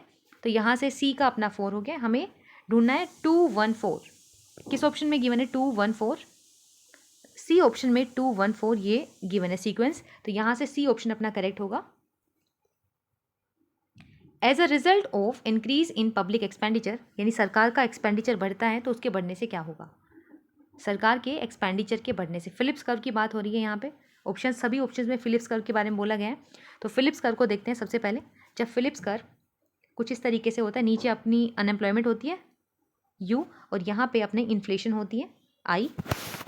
तो सरकार के एक्सपेंडिचर को बढ़ा देने से, सरकार जब खर्चा करेगी तो उससे इन्फ्लेशन बढ़ती है। जब इन्फ्लेशन बढ़ेगा, इन्फ्लेशन पहले लोअर पॉइंट पे था, अब इन्फ्लेशन ऊपर चला गया है, इन्फ्लेशन बढ़ेगा सरकार के खर्चा करने से। इन्फ्लेशन के बढ़ने से जो ये अनएम्प्लॉयमेंट है ये कम हो जाएगी। तो हम इस पॉइंट से इस पॉइंट की तरफ मूव करेंगे, एक लोअर पोर्शन से, एक लोअर पॉइंट से हम अपर पॉइंट की तरफ जाएंगे। तो यहाँ पे मूवमेंट तो होगी, यानी सी और डी दोनों ऑप्शन करेक्ट हो सकते हैं। अब आगे पढ़ते हैं। मूवमेंट तो होगी, फिलिप्स कर्व के ऊपर मूवमेंट होगी, शिफ्टिंग नहीं होने वाली। Movement of Phillips curve is such that unemployment increase, यानी आपकी अनएम्प्लॉयमेंट बढ़ रही है, ऐसा नहीं होगा। हमने देखा अनएम्प्लॉयमेंट, जब हम इस फिलिप्स कर्व के लोअर पॉइंट से अपर पॉइंट की तरफ जा रहे हैं तो अनएम्प्लॉयमेंट अपनी डिक्रीज हो रही है, बेरोजगारी घट रही है। तो ये कह रहे हैं कि अनएम्प्लॉयमेंट बढ़ेगी, तो सी ऑप्शन अपना इनकरेक्ट हो गया। Movement of Phillips curve is such that unemployment reduce, unemployment कम होगी और इन्फ्लेशन बढ़ेगी। तो यहाँ से डी ऑप्शन अपना करेक्ट है कि फिलिप्स कर्व के ऊपर संचलन होगा और आपकी बेरोजगारी गिरेगी, मुद्रास्फीति बढ़ेगी। 48, what is true for Giffen goods. Giffen goods के मामले में क्या ट्रू है, तो इनमें से गिफन गुड्स की बात करें तो गिफन गुड्स में सब्स्टिट्यूशन इफेक्ट, इनकम इफेक्ट और नेगेटिव इनकम इफेक्ट, 3 ऑप्शन हमें गिवन है कि इनमें से कौन सा इफेक्ट स्ट्रॉन्ग होता है। तो गिफन गुड्स की बात करें तो गिफन गुड्स में कुछ इस तरीके का अपना डिमांड कर्व बनता है, पॉजिटिव स्लोप। और ये जो पॉजिटिव स्लोप है, सब्स्टिट्यूशन इफेक्ट रियल टर्म्स में अगर हम बात करें तो सब्स्टिट्यूशन इफेक्ट हर एक गुड का नेगेटिव होता है, लेकिन गिफन गुड्स के केस में जो इनकम इफेक्ट होता है वो पॉजिटिव होता है और वो स्ट्रॉन्ग होता है। इसीलिए जो ये स्लोप है, जो अपना डिमांड कर्व होता है गिफन गुड्स का, ये पॉजिटिवली स्लोप्ड होता है because of income effect positive है और वो स्ट्रॉन्ग है as compare to substitution effect, जो कि हर एक गुड के मामले में नेगेटिव रहता है। तो उस नेगेटिव इफेक्ट को, जो ये स्ट्रॉन्ग इनकम इफेक्ट है, ये कैंसिल आउट कर देता है। इसीलिए इसका राइट आंसर क्या होगा यहाँ से, बी ऑप्शन अपना करेक्ट होगा कि इनकम इफेक्ट यहाँ पे स्ट्रॉन्ग होता है और पॉजिटिव होता है। बी ऑप्शन करेक्ट होगा। किस सेक्टर में डिस्गाइज्ड अनएम्प्लॉयमेंट देखने को मिलती है, तो सी ऑप्शन यहाँ से अपना करेक्ट होगा। कृषि क्षेत्र में हमें अदृश्य बेरोजगारी देखने को मिलती है। अगले ऑप्शन में, क्वेश्चन में बोला गया है 50 में, लो ऑफ डिमांड क्या कहता है। लो ऑफ डिमांड क्या बताता है कि जब भी डिमांड बढ़ेगी तो प्राइस बढ़ेंगे, नहीं, ये तो अपोजिट रिलेशन को बताता है डिमांड और प्राइसेस के, कि प्राइसेस के बढ़ने से डिमांड गिरती है एंड वाइसा वर्सा। अब देखते हैं कहाँ पे इन दोनों के बीच के उल्टे रिलेशन को शो किया गया है, किस ऑप्शन में ऐसा है। Demand decrease, increase in prices, बिल्कुल सही है। बी ऑप्शन यहाँ से अपना करेक्ट होगा कि कीमत बढ़ते ही अपनी मांग घट जाएगी। 51, according to the Phillips curve analysis the way to solve inflation is, अगर आपको इन्फ्लेशन को कम करना है, फिलिप्स कर्व बनाते हैं। फिलिप्स कर्व में बोला गया है कि आपको आपकी इन्फ्लेशन हाई लेवल पे है, इन्फ्लेशन को लोअर लेवल I1 पे लेकर के आना है। तो आपको क्या करना पड़ेगा, पहले आपकी अनएम्प्लॉयमेंट U1 है, आपको अनएम्प्लॉयमेंट को U2 पे लेकर के आना है। यानी जब जब आप इन्फ्लेशन को गिराओगे तो आपको अनएम्प्लॉयमेंट को बढ़ाना पड़ेगा, ऐसा हमारा फिलिप्स कर्व कहता है। तो फिलिप्स कर्व के अकॉर्डिंग अगर आपको चलना है और इन्फ्लेशन को सॉल्व करना है तो आपको किसको बढ़ाना पड़ेगा, अनएम्प्लॉयमेंट को बढ़ाना पड़ेगा, जिसके चलते आपकी जो प्रोडक्टिविटी है, जब अनएम्प्लॉयड लोग ज़्यादा होंगे देश में तो प्रोडक्टिविटी डिक्रीज होएगी। बी ऑप्शन यहाँ से अपना करेक्ट होगा कि अनएम्प्लॉयमेंट इंक्रीज होएगी और प्रोडक्टिविटी डिक्रीज हो जाएगी, क्योंकि ज़्यादा लोग बेरोजगार हैं। जैसा कि जब हम बात करते हैं डिस्गाइज अनएम्प्लॉयमेंट में, जब ज़्यादा लोग बेरोजगार रहते हैं, डिस्गाइजली अनएम्प्लॉयड रहते हैं, तो उस टाइम पे प्रोडक्टिविटी लो रहती है एग्रीकल्चर की। ऐसे ही जब आप अनएम्प्लॉयमेंट को बढ़ा दोगे तो प्रोडक्टिविटी डिक्रीज हो जाएगी। तो बी ऑप्शन यहाँ से करेक्ट होगा, बेरोजगारी बढ़ जाती है, उत्पादकता घट जाती है। लास्ट 5 ईयर प्लान का जो टाइम पीरियड है वो कौन सा था, टाइम पीरियड भी पता होना चाहिए हमें, और साथ ही साथ ये पता होना चाहिए कि जो लास्ट 5 ईयर है वो कितने 5 ईयर प्लान्स थे। हमारे 12 थे और लास्ट 12th हमारा लास्ट था। 12वीं पंचवर्षीय योजना हमारी अंतिम पंचवर्षीय योजना थी। तो 12वीं पंचवर्षीय योजना अपनी अंतिम पंचवर्षीय योजना थी, और इसका टाइम पीरियड की बात करें तो ये 2012 से 17 इसका लास्ट टाइम पीरियड था। 2012 से लेकर के 17 तक ये चली थी। 12th 5 ईयर प्लान अपना लास्ट 5 ईयर प्लान था। Definition of marginal propensity to consume, यानी सीमांत उपभोग प्रवृत्ति क्या बताती है, तो सीमांत उपभोग प्रवृत्ति बताती है इनकम के चेंज होने से कंजम्पशन में कितना चेंज आएगा। Del C upon del Y, ये हमें मार्जिनल प्रोपेंसिटी टू कंज्यूम बताती है। तो फर्स्ट ऑप्शन यहाँ से अपना करेक्ट होगा, del C upon del Y. Del Y D का मतलब यहाँ डिस्पोजेबल इनकम है अपनी। 54, for complementary goods the cross elasticity of demand will be. Cross elasticity का मतलब क्या है कि आपकी पहली गुड के, एक्स गुड के प्राइसेस का की बात की गई है, यानी पहली गुड जो अपनी एक्स है, एक्स और वाई दोनों कम्प्लीमेंट्री है। तो जब एक्स गुड के प्राइसेस बढ़ेंगे तो वाई गुड की जो मात्रा है, वाई गुड की जो क्वांटिटी है, इसके प्राइसेस बढ़ने से इसकी क्वांटिटी रिड्यूस हो जाएगी। यानी दोनों की क्रॉस कम्प्लीमेंट्री गुड्स के केस में इलास्टिसिटी ऑफ डिमांड कैसी होती है, नेगेटिव होती है। यहाँ से डी ऑप्शन अपना करेक्ट होगा। 54 का डी ऑप्शन यानी ऋणात्मक, जब आपकी दोनों वस्तुएं पूरक हैं तो इस केस में आपकी आधी मांग की लोच है वो ऋणात्मक होगी। डी ऑप्शन अपना करेक्ट होगा। यूलर थ्योरम किससे रिलेटेड है, डिस्ट्रीब्यूशन यानी वितरण से संबंधित है अपनी Euler theorem. B distribution correct होगा। 56 question, a good is called Giffen good when the income effect is.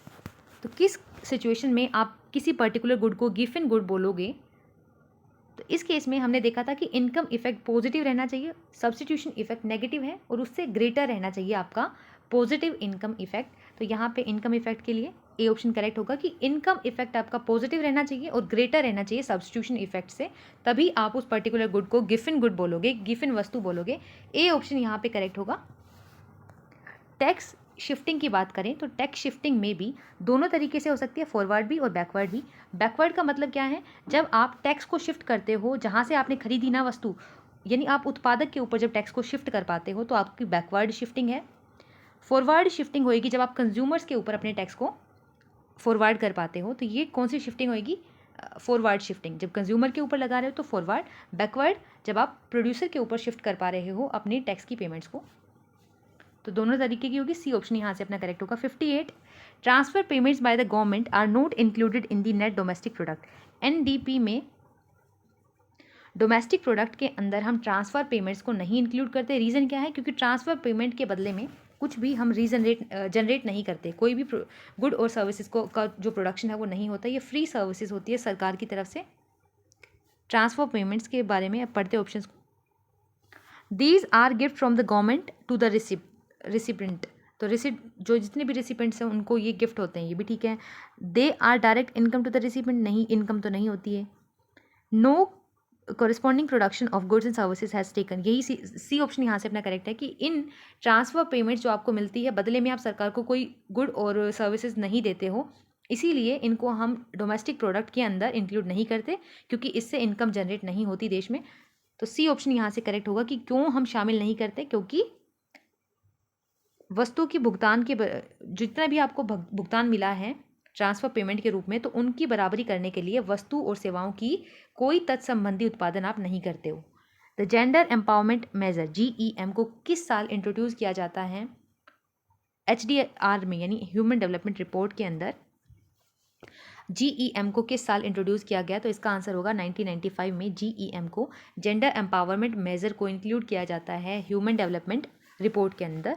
In Samuelson model of trade cycle, in which of the following situation we get regular trade cycles. तो किस time पे जब आपकी alpha और beta की value ये रहती है, अल्फ़ा की वैल्यू 0.5 रहती है और बीटा की वैल्यू 2 रहती है, तो उस सिचुएशन में आप बोलोगे कि आपके जो ट्रेड साइकिल्स हैं वो कैसे हैं? रेगुलर हैं।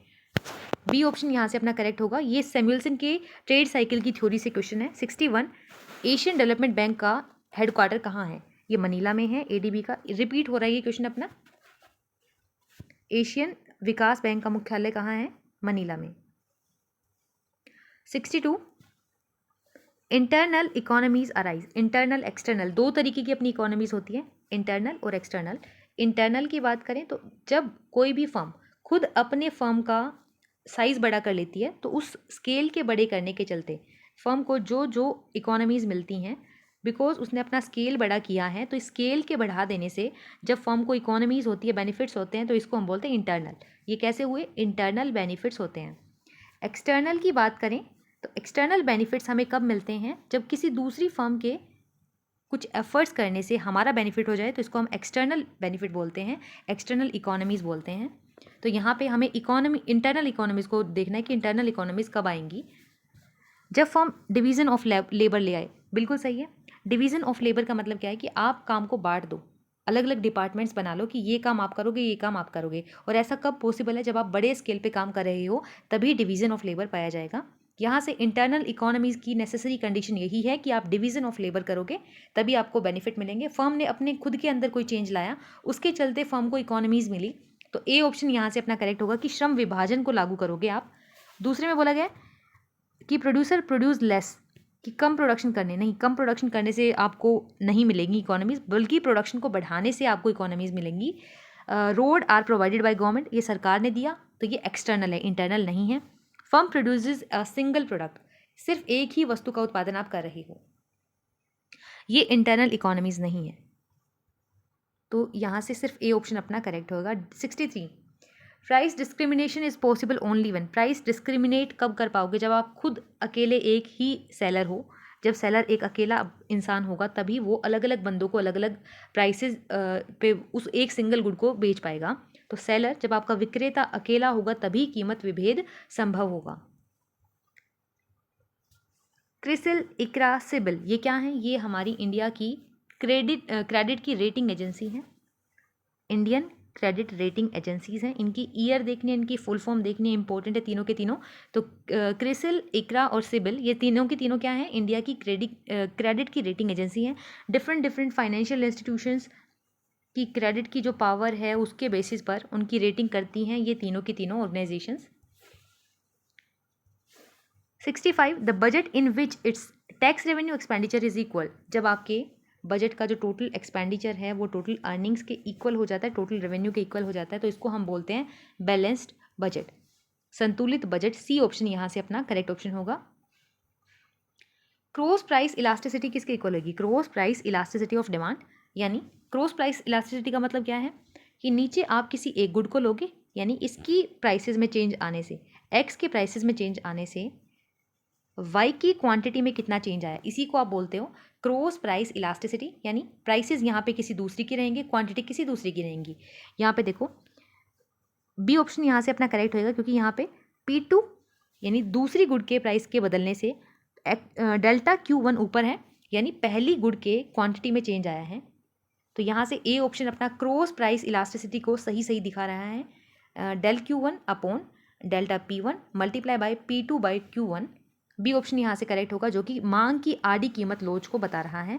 67 if borrowings and other liabilities are added to the budgetary deficit we get, यानी आपने बोरोइंग्स को और लाइबिलिटीज़ को ऐड कर दिया बजट के डेफिसिट में। बोरोइंग्स इंक्लूड कहाँ करते हैं, जब हम फिजिकल डेफिसिट की बात करते हैं तो फिजिकल डेफिसिट में आपकी बोरोइंग्स को और लाइबिलिटीज़ को आप इंक्लूड करके रखते हो।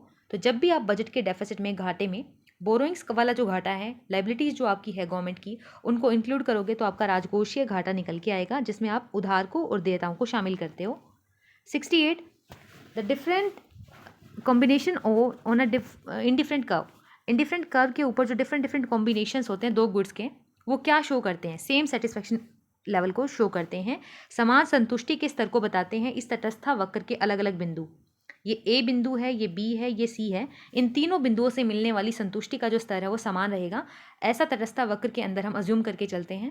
तो तटस्था वक्र पर जितने भी संयोग है, चाहे वो ए हो, बी हो, सी हो, ये तीनों कॉम्बिनेशन हमें क्या दिखाएंगे, संतुष्टि के समान स्तर को, यानी सेम सेटिस्फेक्शन लेवल को दिखाएंगे। 69 विच of the following condition show list cost combination, यानी आपकी कॉस्ट ऑफ प्रोडक्शन है वो कम है, वो किसके through, out of all these option कौन सा ऑप्शन ऐसा है जो ये बता रहा है कि प्रोडक्शन की जो लिस्ट कॉस्ट कॉम्बिनेशन है, लिस्ट कॉस्ट कॉम्बिनेशन को शो करने वाला ऑप्शन अपना कौन सा होगा, MPL अपॉन ये भी ठीक है, price of labour capital MP of L and K ये भी ठीक है, और price of labour by capital MRT S of L K, तीनों ऑप्शन अपने करेक्ट है। यहाँ से डी ऑप्शन अपना करेक्ट होगा। All of these are correct, उपरोक्त सभी हमारे सही हैं, तीनों ही हमें लिस्ट कॉस्ट कॉम्बिनेशन को दिखा रहे हैं। ओपेक का मतलब क्या है, ओपेक एक कार्टेल है, ओपेक एक कार्टेल समूह है, ऑयल प्रोड्यूसिंग कंट्रीज का ग्रुप है। 71 the main objective of land reform, land reform करने का मेन मोटिव क्या था, to improve fertility of land नहीं, एक्विजिशन ऑफ लैंड नहीं, इरिगेशन ऑफ लैंड नहीं, तो ये मेन मोटिव नहीं थे। हम लैंड रिफॉर्म्स, भूमि सुधार भारत में क्यों लेके आए थे, ताकि भूमि का पुनर्वितरण किया जाए। कुछ लोगों के हाथ में बहुत बड़ी ज़मीन थी और कुछ लोगों के हाथ में बहुत छोटा पीस ऑफ लैंड था, तो इसीलिए भूमि को पुनर्वितरित करने के लिए भूमि सुधारों को लेकर के आया गया था। यहाँ से बी ऑप्शन अपना करेक्ट होगा। 72 क्वेश्चन में बोला गया कमर्शियल बैंक क्रिएट करते क्रेडिट को on the basis of their demand deposit, यानी उनके पास जितना भी कैश डिपॉजिट्स होता है उसी के बेसिस पर वो क्रेडिट को क्रिएट करते हैं, वो लोन को क्रिएट करते हैं। तो वो बैंक साख का निर्माण कैसे करते हैं, अपनी नगद जमा के आधार पर सभी बैंक साख का निर्माण करते हैं। डी ऑप्शन यहाँ से अपना करेक्ट होगा। 73 कैपिटल एडिक्वेसी रेशो, या फिर इसी का नाम है capital to risk weighted asset ratio. यहाँ पे जो और करके ये बाद में जो लाइन बोली गई है, इसी में आपकी CAR यानी कैपिटल एडिक्वेसी रेशो का फॉर्मूला गिवन है। क्वेश्चन के अंदर ही आंसर छिपा हुआ है, यानी कैपिटल ऊपर आएगा और उसके नीचे अपने डिनोमिनेटर में क्या चलेगा, रिस्क वेटेड एसेट चलेगा। यहाँ से ए ऑप्शन अपना करेक्ट है। CAR का फॉर्मूला क्या होता है, capital fund divided by risk weighted assets, A option correct होगा। नेक्स्ट,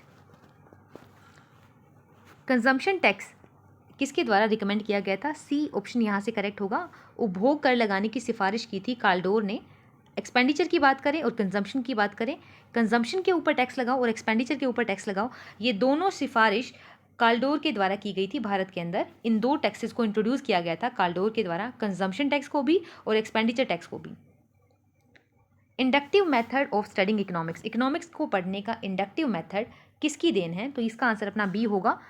जर्मन हिस्टोरिकल स्कूल की देन है कि इकोनॉमिक्स को आप इंडक्टिव तरीके से पढ़ाओ। इंडक्टिव का मतलब क्या है, इंडक्टिव मेथड में आप पहले एग्जाम्पल देते हो, एग्जाम्पल से बाद में आप रूल को स्टेट करते हो, यानी पहले आप पर्टिकुलर को बताते हो, उसके बाद आप जनरल को बताते हो, P से G की तरफ जाते हो, फिर आप एग्जाम्पल से रूल की तरफ जाते हो। किस केस में, इंडक्टिव मेथड के केस में। ये इंडक्टिव मेथड है इकोनॉमिक्स को टीच करने का, जिसमें आप पहले एग्जाम्पल बताओगे बाद में रूल, और ये किसकी देन है, जर्मन हिस्टोरिकल स्कूल, यानी बी ऑप्शन यहाँ से करेक्ट होगा। 76 जब लेबर मार्केट में मोनोप्सोनी हो मोनोप्सोनी का मतलब सिर्फ एक ही सिंगल इंसान है, एक ही प्रोड्यूसर है जो उन लेबर को खरीदेगा। तो जब लेबर मार्केट में मोनोप्सोनी है और परफेक्ट कंपटीशन है आपके प्रोडक्ट मार्केट के बीच में, प्रोडक्ट मार्केट में परफेक्ट कंपटीशन है, तो मोनोप्सोनी एक्सप्लॉयटेशन कब होगा? इस केस में जब आपका MW और AW इक्वल होगा, यानी आपकी मार्जिनल वेजेस आपकी एवरेज वेजेस के इक्वल होएगी, तो हम कहेंगे कि क्या हो रखा है, मोनोप्सोनी का एक्सप्लॉयटेशन हो रहा है। 77 वेरिएबल प्रोपोर्शन का जो लो है वो कब आता है? Variable proportion, low of variable proportion कब देखने को मिलता है? शॉर्ट टाइम पीरियड में ऐसा देखने को मिलता है, लो ऑफ वेरिएबल प्रोपोर्शन अपना एग्जिस्ट करता है। तो परिवर्तन अनुपातों का नियम कब अस्तित्व में आता है? पहले ऑप्शन में बोला गया केवल दो परिवर्तनशील साधन हो, ऐसा नहीं होता। एक स्थिर साधन और उसके साथ एक परिवर्तनशील साधन हो, ऐसा होगा। इसी को हम बोलते हैं कि परिवर्तनशील अनुपातों का नियम लागू हो गया। लो ऑफ वेरिएबल प्रोपोर्शन अपना कब होता है? जब आपका कोई ना कोई एक फैक्टर फिक्स हो और उसके साथ कोई भी वेरिएबल फैक्टर हो, उसको हम बोलते हैं कि वेरिएबल प्रोपोर्शन आ गया। Law of variable proportion, short time period की बात होती है ये। बी में बोला गया there is a fixed factor and a variable factor, बिल्कुल सही है। सी में बोला गया सभी साधन परिवर्तनशील हो, ऐसा लॉन्ग टर्म में होता है, शॉर्ट टर्म में नहीं होता। और हमें पता है law of variable proportion short time period की बात को बताता है, तो ये सी ऑप्शन अपना लॉन्ग टाइम पीरियड के बारे में बात कर रहे हैं और हमें देखना है शॉर्ट टाइम पीरियड, तो सी ऑप्शन अपना कट हो गया यहाँ से। D variable factors yield less, variable factor कम करे ज़्यादा करे, ये तो इंक्रीजिंग और डिक्रीजिंग रिटर्न्स की बात हो गई, तो ये डी ऑप्शन भी अपना कैंसिल हो गया। ए, सी और डी तीनों ऑप्शन अपने कैंसिल हो गए। यहाँ से बी ऑप्शन अपना करेक्ट होगा कि एक कोई ना कोई एक साधन आपका फिक्स रहना चाहिए, क्योंकि ये शॉर्ट टर्म की बात हो रही है। 77 का बी करेक्ट होगा। एक डुअल गैप मॉडल की बात करें तो यहाँ पे डुअल गैप का मतलब क्या है? चेनेरी का डुअल गैप का मॉडल है और इसमें पूछा गया डुअल गैप का मतलब क्या है? जब आपका सेविंग कांस्टेंट हो और फॉरेन एक्सचेंज कांस्टेंट हो, एक आपकी सेविंग में भी कमी है, फॉरेन एक्सचेंज में भी कमी चल रही है, इसी को हम बोलते हैं dual gap model. C option यहाँ पे अपना करेक्ट होगा। 79 for speculative motive demand of money depends upon, सबसे पहले जीएम जो अपने केंज है, केंज ने ये दिए थे 3 मोटिव्स कि हम डिमांड क्यों करते हैं। प्रिकॉशनरी मोटिव के लिए करते हैं, ट्रांजैक्टिव मोटिव के लिए करते हैं और स्पेक्युलेटिव मोटिव के लिए करते हैं। तो ये जो पहले दोनों ऑप्शंस हैं, प्रिकॉशनरी और ट्रांजैक्टिव, इन दोनों मोटिव के लिए जो डिमांड ऑफ मनी है वो डिपेंड करती है इनकम के ऊपर, और स्पेक्युलेटिव डिमांड फॉर मनी है वो डिपेंड करती है रेट ऑफ इंटरेस्ट के ऊपर। तो यहाँ से बी ऑप्शन अपना करेक्ट होगा कि स्पेक्युलेटिव डिमांड, स्पेक्युलेटिव मोटिव के लिए जो डिमांड ऑफ मनी है वो डिपेंड करेगी रेट ऑफ इंटरेस्ट यानी ब्याज की दर के ऊपर निर्भर करेगी जब आप सट्टे के लिए मांग कर रहे हो मुद्रा की। 80 क्वेश्चन बोला which of these is not an objective of monetary policy, यानी मॉनेटरी पॉलिसी का ऑब्जेक्टिव नहीं होना चाहिए, वो होना चाहिए फिस्कल पॉलिसी का। Money neutrality, fiscal price stability, exchange rate और रिसोर्स मोबिलाइजेशन, रिसोर्स को मोबाइल करना है, रिसोर्सेज हमारे ह्यूमंस भी होते हैं, तो रिसोर्स मोबिलाइजेशन कोई ऑब्जेक्टिव नहीं है मॉनेटरी पॉलिसी का। बाकी 3 ऑप्शंस हमारे ऊपर के ऑब्जेक्टिव है मॉनेटरी पॉलिसी के। 81 इक्विलिब्रियम कैसी कंडीशन होता है? इक्विलिब्रियम जहाँ पे एक कंज्यूमर को मैक्सिमम सेटिस्फेक्शन मिल रहा है, ये भी इक्विलिब्रियम है। जहाँ पे एक प्रोड्यूसर को मैक्सिमम प्रॉफिट मिल रहा है, ये भी इक्विलिब्रियम है। जहाँ पे एक फर्म मैक्सिमम आउटपुट पैदा कर पा रही है, यानी आपका जो टोटल प्रोडक्ट है वो मैक्सिमम हो चुका है, बिल्कुल सही है, ये भी आपके इक्विलिब्रियम की कंडीशन को दिखाता है। यहाँ से अपना डी ऑप्शन करेक्ट होगा कि इक्विलिब्रियम जहाँ से आप हिलना नहीं चाहते, एक ऐसी सिचुएशन है जहाँ पे आपको सब कुछ मैक्सिमम मिल रहा है। एक प्रोड्यूसर को उसका आउटपुट मैक्सिमम मिल रहा है, एक प्रोड्यूसर को उसका प्रॉफिट मैक्सिमम मिल रहा है, और एक कंज्यूमर को उसका सेटिस्फेक्शन मैक्सिमम मिल रहा होगा, तो उसको हम इक्विलिब्रियम कहेंगे जहाँ से हम मूव करना नहीं चाहेंगे। तो यहाँ से डी ऑप्शन अपना करेक्ट होगा। According to opportunity cost theory, ये अपनी है बर्लर की थ्योरी है। फुल स्पेशलाइजेशन कहाँ पे होगा? फुल स्पेशलाइजेशन वहाँ पे होगा जहाँ पे ए ऑप्शन कह रहा है कि the production possibility curve satisfy increasing opportunity, नहीं, डिमिनिशिंग नहीं, कांस्टेंट अपॉर्चुनिटी कॉस्ट जहाँ पे मिल रही होगी, यानी आपका जो पीपीसी कर्व है वो कांस्टेंट अपॉर्चुनिटी कॉस्ट, यानी इस तरीके का उसका ढलान होना चाहिए आपके पीपीसी कर्व का। उस टाइम पे आप कह सकते हो कि आपको फुल स्पेशलाइजेशन मिल चुका है according to the theory of Haberler. VK RV Rao ये किससे एसोसिएटेड है? इन्होंने नेशनल इनकम को साइंटिफिकली तरीके से पहली बार कैलकुलेट किया था। सी ऑप्शन यहाँ से अपना करेक्ट होगा। VKRV राव किससे संबंधित है? राष्ट्रीय आय की गणना से संबंधित है। 84, इनमें से किस तरीके का इक्विलिब्रियम नहीं देखने को मिलता? तो इक्विलिब्रियम अपना स्टेबल, अनस्टेबल और न्यूट्रल तीनों तरीके का इक्विलिब्रियम अपना होता है, लेकिन प्रोबेबल यानी संभावित संतुलन कभी भी इकोनॉमिक्स में हम नहीं पढ़ते हैं। ए ऑप्शन यहाँ से अपना करेक्ट होगा। 85, the degree of monopoly power can be measured by the formula.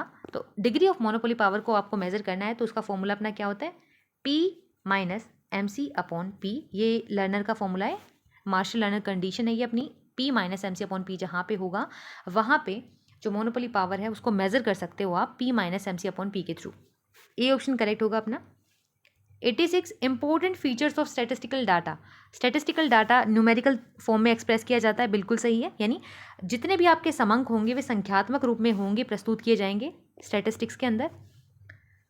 Fact की बात करते हो स्टैटिस्टिक्स में आप, बिल्कुल सही है। तथ्यों के समूह को ही आप समांक बोलते हो, स्टैटिस्टिक्स बोलते हो।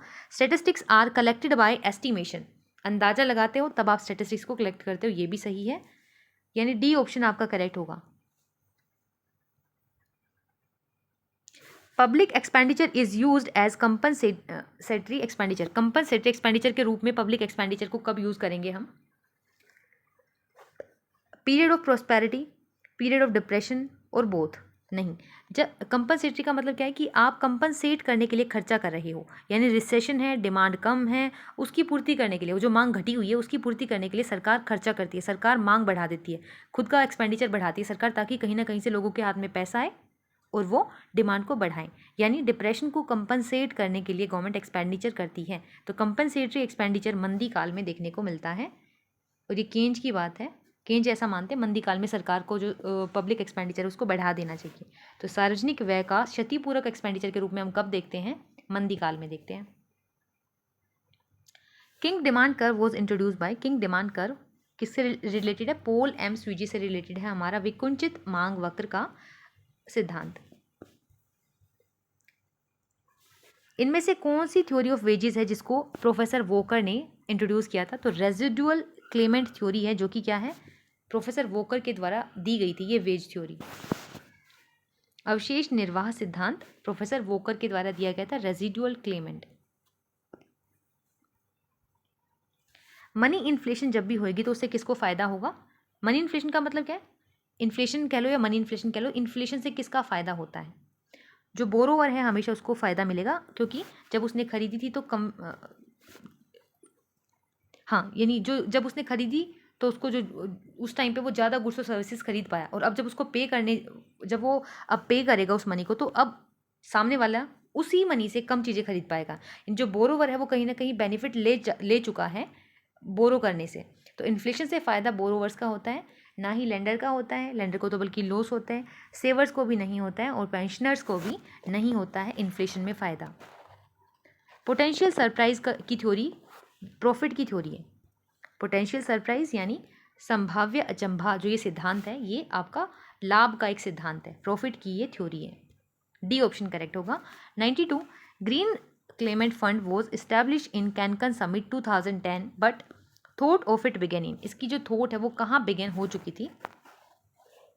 तो इसका राइट आंसर होगा अपना कोपेनहेगन। ये जो समिट हुआ था 2009 में, यहीं से इसकी थॉट है वो बिगेन हो चुकी थी। यानी जो कैनकुन सम्मेलन है इसमें जो हरित जलवायु कोष है इसकी स्थापना की जो विचार है वो सबसे पहले कहाँ आया था? इसका सबसे कोपेनहेगन में आया था इसका। Next 92, one of the instrument of quantitative credit control, यानी क्वांटिटी वाले को छांटना है, क्वालिटी वाले को हमें नेग्लेक्ट कर देना है। मोरल सुएशन या परशु करना, मोरल तरीके से दबाव डालना, प्रेशर क्रिएट करना। तो मोरल प्रेशर करना ये अपना क्वालिटी वाला है। कंज्यूमर के क्रेडिट को रेगुलेट करना, पब्लिसिटी और बैंक रेट, यहाँ से बैंक रेट अपना क्वांटिटी को बताता है, बाकी सभी अपने क्वालिटी वाले हैं, ये क्वालिटेटिव है। हमें परिमाणात्मक छांटना था तो बैंक दर अपना परिमाण है, मात्रा को बताता है। सीधा सीधा हम मात्रा को रिड्यूस कर देते हैं क्रेडिट की। 94, in India the highest share in power generation, यानी इलेक्ट्रिसिटी को जनरेट करने की बात करें तो सबसे ज़्यादा किस तरीके से हम ऊर्जा को निर्मित करते हैं, इलेक्ट्रिसिटी को जनरेट करते हैं। तो थर्मल पावर पॉइंट तरीका अपना जो है ये इस तरीके से maximum generation of power electricity अपना होता है इंडिया में। थर्मल पावर, बी ऑप्शन यहाँ से करेक्ट होगा। 95 according to Dalton which form of taxable capacity is useful. तो उन्होंने कहा था सिर्फ रिलेटिव टैक्सेबल कैपेसिटी को उन्होंने बेनिफिट सही माना था कि करदान क्षमता का जो उपयोगी तरीका है वो सिर्फ सापेक्ष करदान क्षमता को मेजर करना है। 96 in economics problem of choice arise because. हमारे पास प्रॉब्लम ऑफ चॉइस क्यों आती है? क्योंकि अर्जेंट यूज़ होता है नेचर, नहीं। Resources are given by nature, नहीं। रिसोर्सेज हैव ऑल्टरनेटिव यूज़, बिल्कुल सही है। सी ऑप्शन यहाँ से अपना करेक्ट होगा क्योंकि संसाधनों के वैकल्पिक प्रयोग होते हैं, बहुत सारे यूजेस होते हैं उनके, इसीलिए हमें चूज़ करना पड़ता है कि किस काम में इस रिसोर्सेज को लगाएं। पर्टिकुलर रिसोर्सेज जो हमारे पास लिमिटेड हैं उनको किस काम में लेकर के आना है, यानी बहुत सारे यूजेस हैं, किस यूज़ में उस रिसोर्स को लगाना है हमें ये चूज़ करना होता है। तो यहाँ से हमारी प्रॉब्लम ऑफ चॉइस क्रिएट होती है। सी ऑप्शन करेक्ट होगा। डी में बोला गया है resources are in government possession, इससे प्रॉब्लम ऑफ चॉइस क्रिएट नहीं होती कि सरकार का कंट्रोल है, तो यहाँ से प्रॉब्लम ऑफ चॉइस है वो क्रिएट होगी नहीं। 97 trade cycle is purely monetary phenomena. Trade cycle को प्योरली मॉनेटरी फॉर्मूला किसने बोला? तो ट्रेड साइकिल की बात करें तो ये हॉट्रे आ जाएगा। इन्फ्लेशन को प्योरली मॉनेटरी फिनोमेना किसने बोला था? इन्फ्लेशन की बात पूछी जाए तो फ्रीडमैन आंसर हो जाएगा। यहाँ से बी ऑप्शन अपना करेक्ट होगा। R.G. हॉट्रे ने व्यापार चक्र को एक विशुद्ध मौद्रिक घटना माना था। 98 हमें मैच करना है। सबसे पहले रिलेटिव इनकम हाइपोथेसिस, इसका अपना डी हो जाएगा। फर्स्ट का डी मोदग्लियानी, नहीं, रिलेटिव डिज़नबेरी की थ्योरी है, बी। फर्स्ट का B. Second capital stock adjustment model of investment. Capital stock adjustment model, इसको देखते हैं, पहले देखते हैं नायरू हमारा कंसेप्ट किसके द्वारा गिवन है? फ्रीडमैन के द्वारा। सी का अपना 2 हो गया, ए का अपना, सी का 4 और ए का अपना 2। नेक्स्ट परचेजिंग पावर, ये गुस्ताव कैसल की है। डी का अपना 3 हो गया। अब हमें ए का 2 और बी का क्या बचा? बी का मैथ्यू। RCO मैथ्यू का है कैपिटल स्टोक एडजस्टमेंट मॉडल। तो ए का 2 2143 2143 किस ऑप्शन में गिवन है? 2143 ये अपना सी ऑप्शन में गिवन है, यहाँ से सी ऑप्शन अपना करेक्ट होगा। 99 कोब डगलस प्रोडक्शन फंक्शन के बारे में इनमें से कौन सा ट्रू नहीं है? इनकरेक्ट स्टेटमेंट को हमें छांटना है। सबसे पहले कोब डगलस प्रोडक्शन फंक्शन हमें कांस्टेंट रिटर्न की बात करता है, यूलर की थ्योरम को सेटिस्फाई करता है। यहाँ पे ये अपना कोब डगलस प्रोडक्शन फंक्शन है, यहाँ पे ठीक है बिल्कुल, ये भी अपना। बीटा 0 की जगह आप ए कंसीडर कर लो या बीटा 0 लिख लो, एक ही बात है। Now D elasticity of substitution is greater than 1, नहीं। कोब डगलस प्रोडक्शन फंक्शन में इलास्टिसिटी ऑफ सब्सटीट्यूशन हमेशा इक्वल टू 1 रहती है, ग्रेटर देन 1 नहीं होती। तो यहाँ से डी ऑप्शन हमें इनकरेक्ट को छांटना था। प्रतिस्थापन की लोच की बात करें वो इकाई से अधिक नहीं होती, डी ऑप्शन यहाँ से अपना करेक्ट होगा। 100 मल्होत्रा कमेटी किससे रिलेटेड है? तो मल्होत्रा कमेटी अपनी इंश्योरेंस की सेक्टर से रिलेटेड है, बीमा क्षेत्र से संबंधित अपनी RN Malhotra committee. Demographic transition का मतलब क्या होता है? एक लोअर लेवल से हायर लेवल पे शिफ्ट होना। Low birth rate, high death rate, birth rate, हाँ हाई डेथ रेट और बर्थ रेट दोनों हाई है, उससे जब आप low level of death and low level of birth rate के ऊपर आते हो, इसी को हम बोलते हैं डेमोग्राफिक ट्रांजिशन। यहाँ से बी ऑप्शन अपना करेक्ट होगा कि जब आप एक हाई बर्थ और डेथ रेट से एक लो बर्थ और डेथ रेट के ऊपर आ जाते हो, इसी को हम बोलते हैं कि आपकी जो डेमोग्राफी है वो चेंज हो चुकी है, उसमें ट्रांजिशन आ चुका है। नेक्स्ट, एक देश का बीओपी जब इंप्रूव हो एक देश अपना बीओपी को इंप्रूव कर सकता है, बैलेंस ऑफ पेमेंट को इंप्रूव कर सकता है डीवैल्यूएशन करके, अपनी करेंसी की वैल्यू को गिरा करके। जब elasticity of demand for export import is always greater than 1, जब आपकी elasticity of export plus elasticity of import, ये इन दोनों का सम ग्रेटर देन 1 रहेगा, इस केस में आपका जो डीवैल्यूएशन है उसको करने से बेनिफिट होगा, आपका बीओपी इंप्रूव होगा। बट अगर ये लेस देन 1 है, अगर ये लेस देन 1 है, इस सिचुएशन में क्या होगा? इनके लेस देन 1 होने की सिचुएशन में डिवैल्यूएशन करने से आपका जो बैलेंस ऑफ पेमेंट है वो और ज़्यादा वर्स हो जाएगा और ज़्यादा खराब हो जाएगा। अगर ये इक्वल टू 1 है, यानी एक्सपोर्ट इंपोर्ट की इलास्टिसिटी का जो सम है अगर वो इक्वल टू 1 है, इस सिचुएशन में आपके बीओपी के ऊपर कुछ भी इफेक्ट नहीं होगा। बेशक आप डिवैल्यूएट करते रहो अपनी करेंसी को, उससे आपके बीओपी को ना तो इम्प्रूव ही होगा ना ही वर्स होगा, वो सेम रहेगा, उसके ऊपर कोई इफेक्ट नहीं पड़ेगा डिवैल्यूएशन का। यहाँ पे ये फॉर्मूला गिवन है रैंक कोरिलेशन कोफिशिएंट का, और बोला गया कि यहाँ पे डी का मतलब क्या है। जो फॉर्मूले के अंदर डी यूज़ हुआ है ना 6 सिग्मा डी स्क्वायर, तो डी का मतलब यहाँ डेविएशन से है, डिफरेंस ऑफ 2 रैंक से है। बी, यहाँ से बी होगा अपना सही, यानी 2 रैंक के बीच के डिफरेंस को बताता है हमारा ये फॉर्मूले में डी जो है। Tariff is not a tool for 104 question में बोला गया कि tariff is not a tool for, tariff एक टूल नहीं है। बीओपी को सुधारना है, टैरिफ लगा सकते हैं। प्रोटेक्शन करना है अपनी डोमेस्टिक फर्म्स का, अपनी डोमेस्टिक इंडस्ट्रीज़ का, तो आप टैरिफ लगा सकते हो, ये भी सही होगा। आपको इंपोर्ट को कम करना है, देश के अंदर इंपोर्ट्स को आने से रोकना है, तो इंपोर्ट्स के ऊपर टैरिफ लगा दो, ये भी ऑप्शन सही है। टैरिफ की मदद से हम इन तीनों को कर सकते हैं, हम प्रोटेक्शन भी कर सकते हैं अपनी डोमेस्टिक इंडस्ट्रीज़ का, इंपोर्ट को भी कम कर सकते हो, बीओपी को सुधार भी सकते हैं। बट एक्सचेंज रेट को स्टेबल नहीं रख सकते, ये टैरिफ एक टूल नहीं है एक्सचेंज रेट को स्टेबल करने का। डी ऑप्शन यहाँ से अपना करेक्ट होगा। Which one is note the characteristics of indifference curve, यानी आपका तटस्था वक्र है उसकी इनमें से कौन सी विशेषता नहीं है। इंडिफरेंस कर्व लेफ्ट से राइट नीचे की तरफ गिरता हुआ होता है, बिल्कुल सही है। Second, should not touch the axis, indifference curve अपना ऐसा होता है, ना ही वो वाई को टच करता ना ही वो एक्स एक्सिस की को टच करता हुआ होता है, वो एसिम्प्टोटिक होता है, यानी दोनों ही एक्सिस से ऊपर की तरफ होता है, दोनों को टच नहीं करता, ये भी सही है।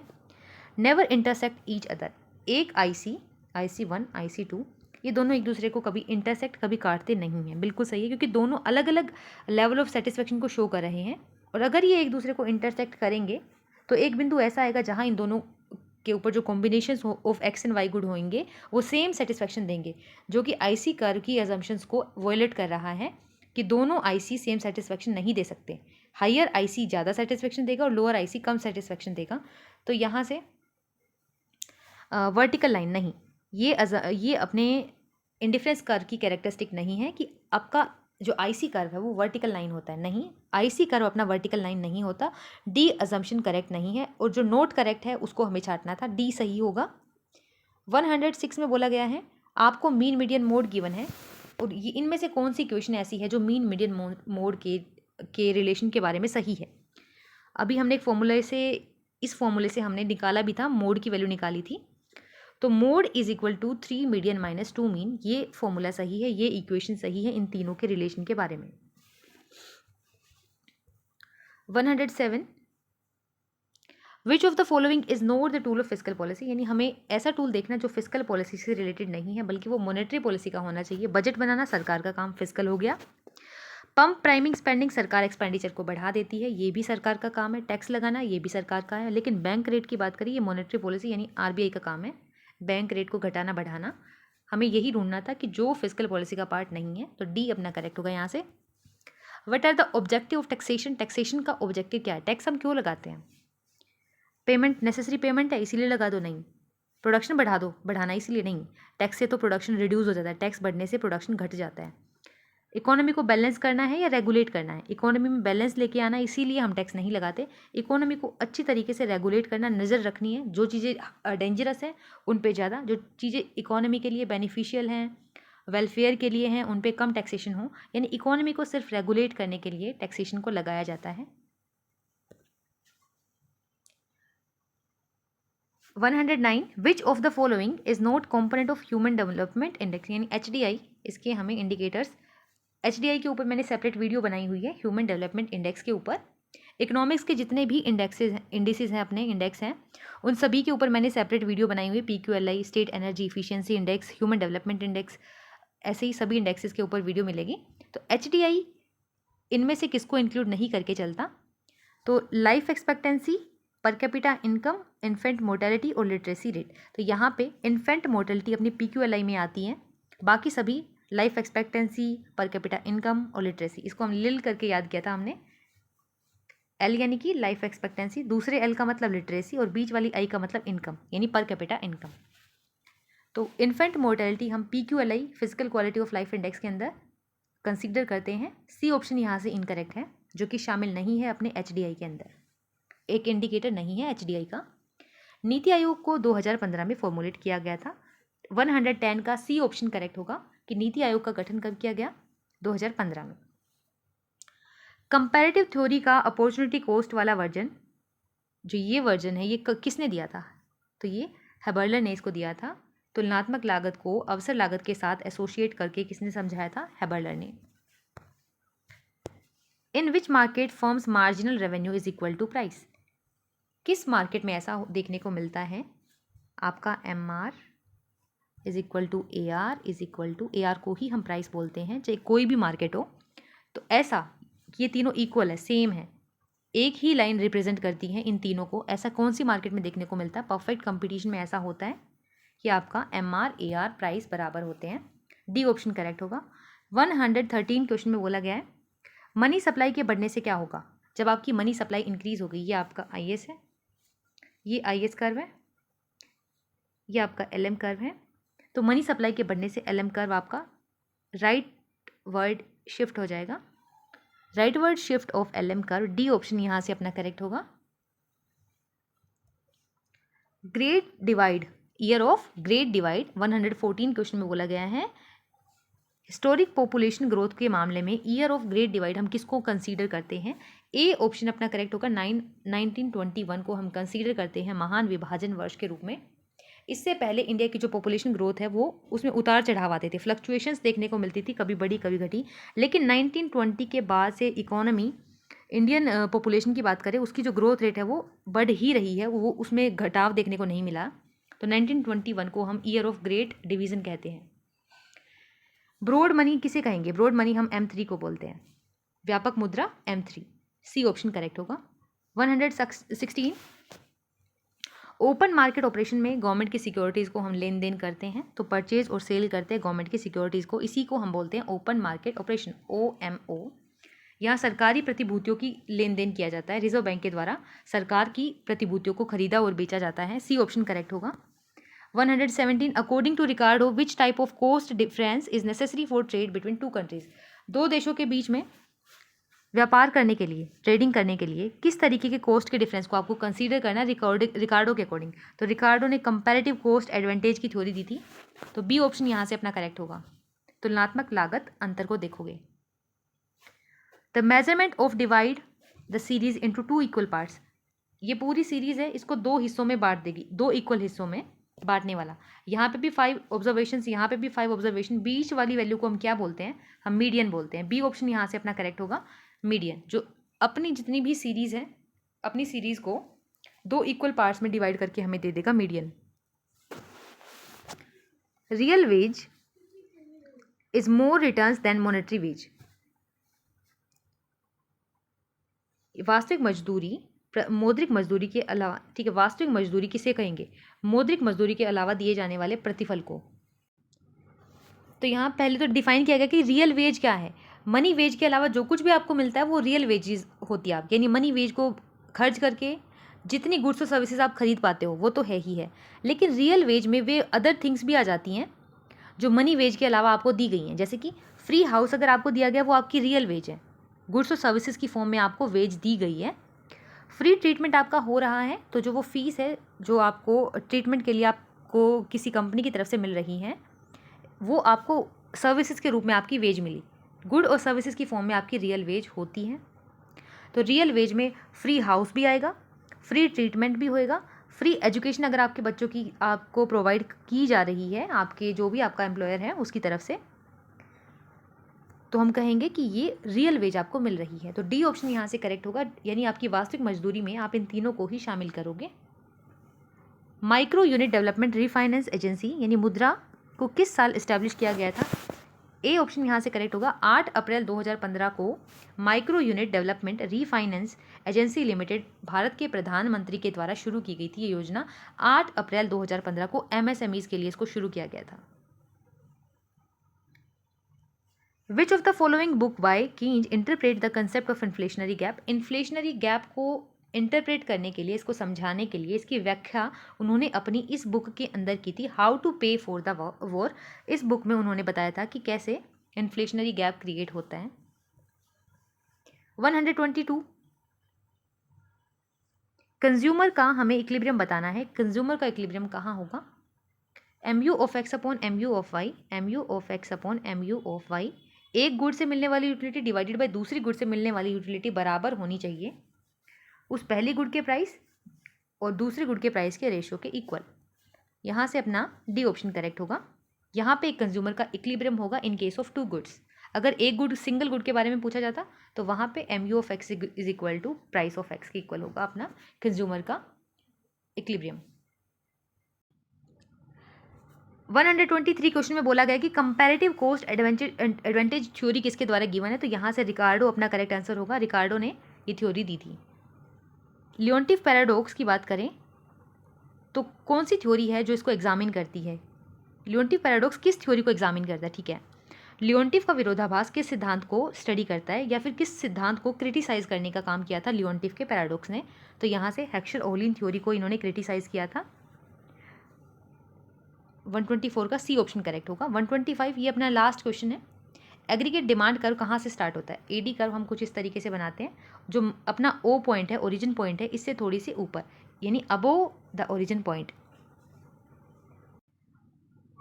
यहाँ से सी ऑप्शन अपना करेक्ट होगा। Point above the origin, origin से ऊपर की तरफ जो पॉइंट होगा वहाँ से शुरू होगा एग्रीगेट डिमांड कर्व। यहाँ पे अपने 125 टोटल क्वेश्चंस पूरे हो चुके हैं यूपी पीजीटी 2021 के क्वेश्चन पेपर के। Thanks for watching.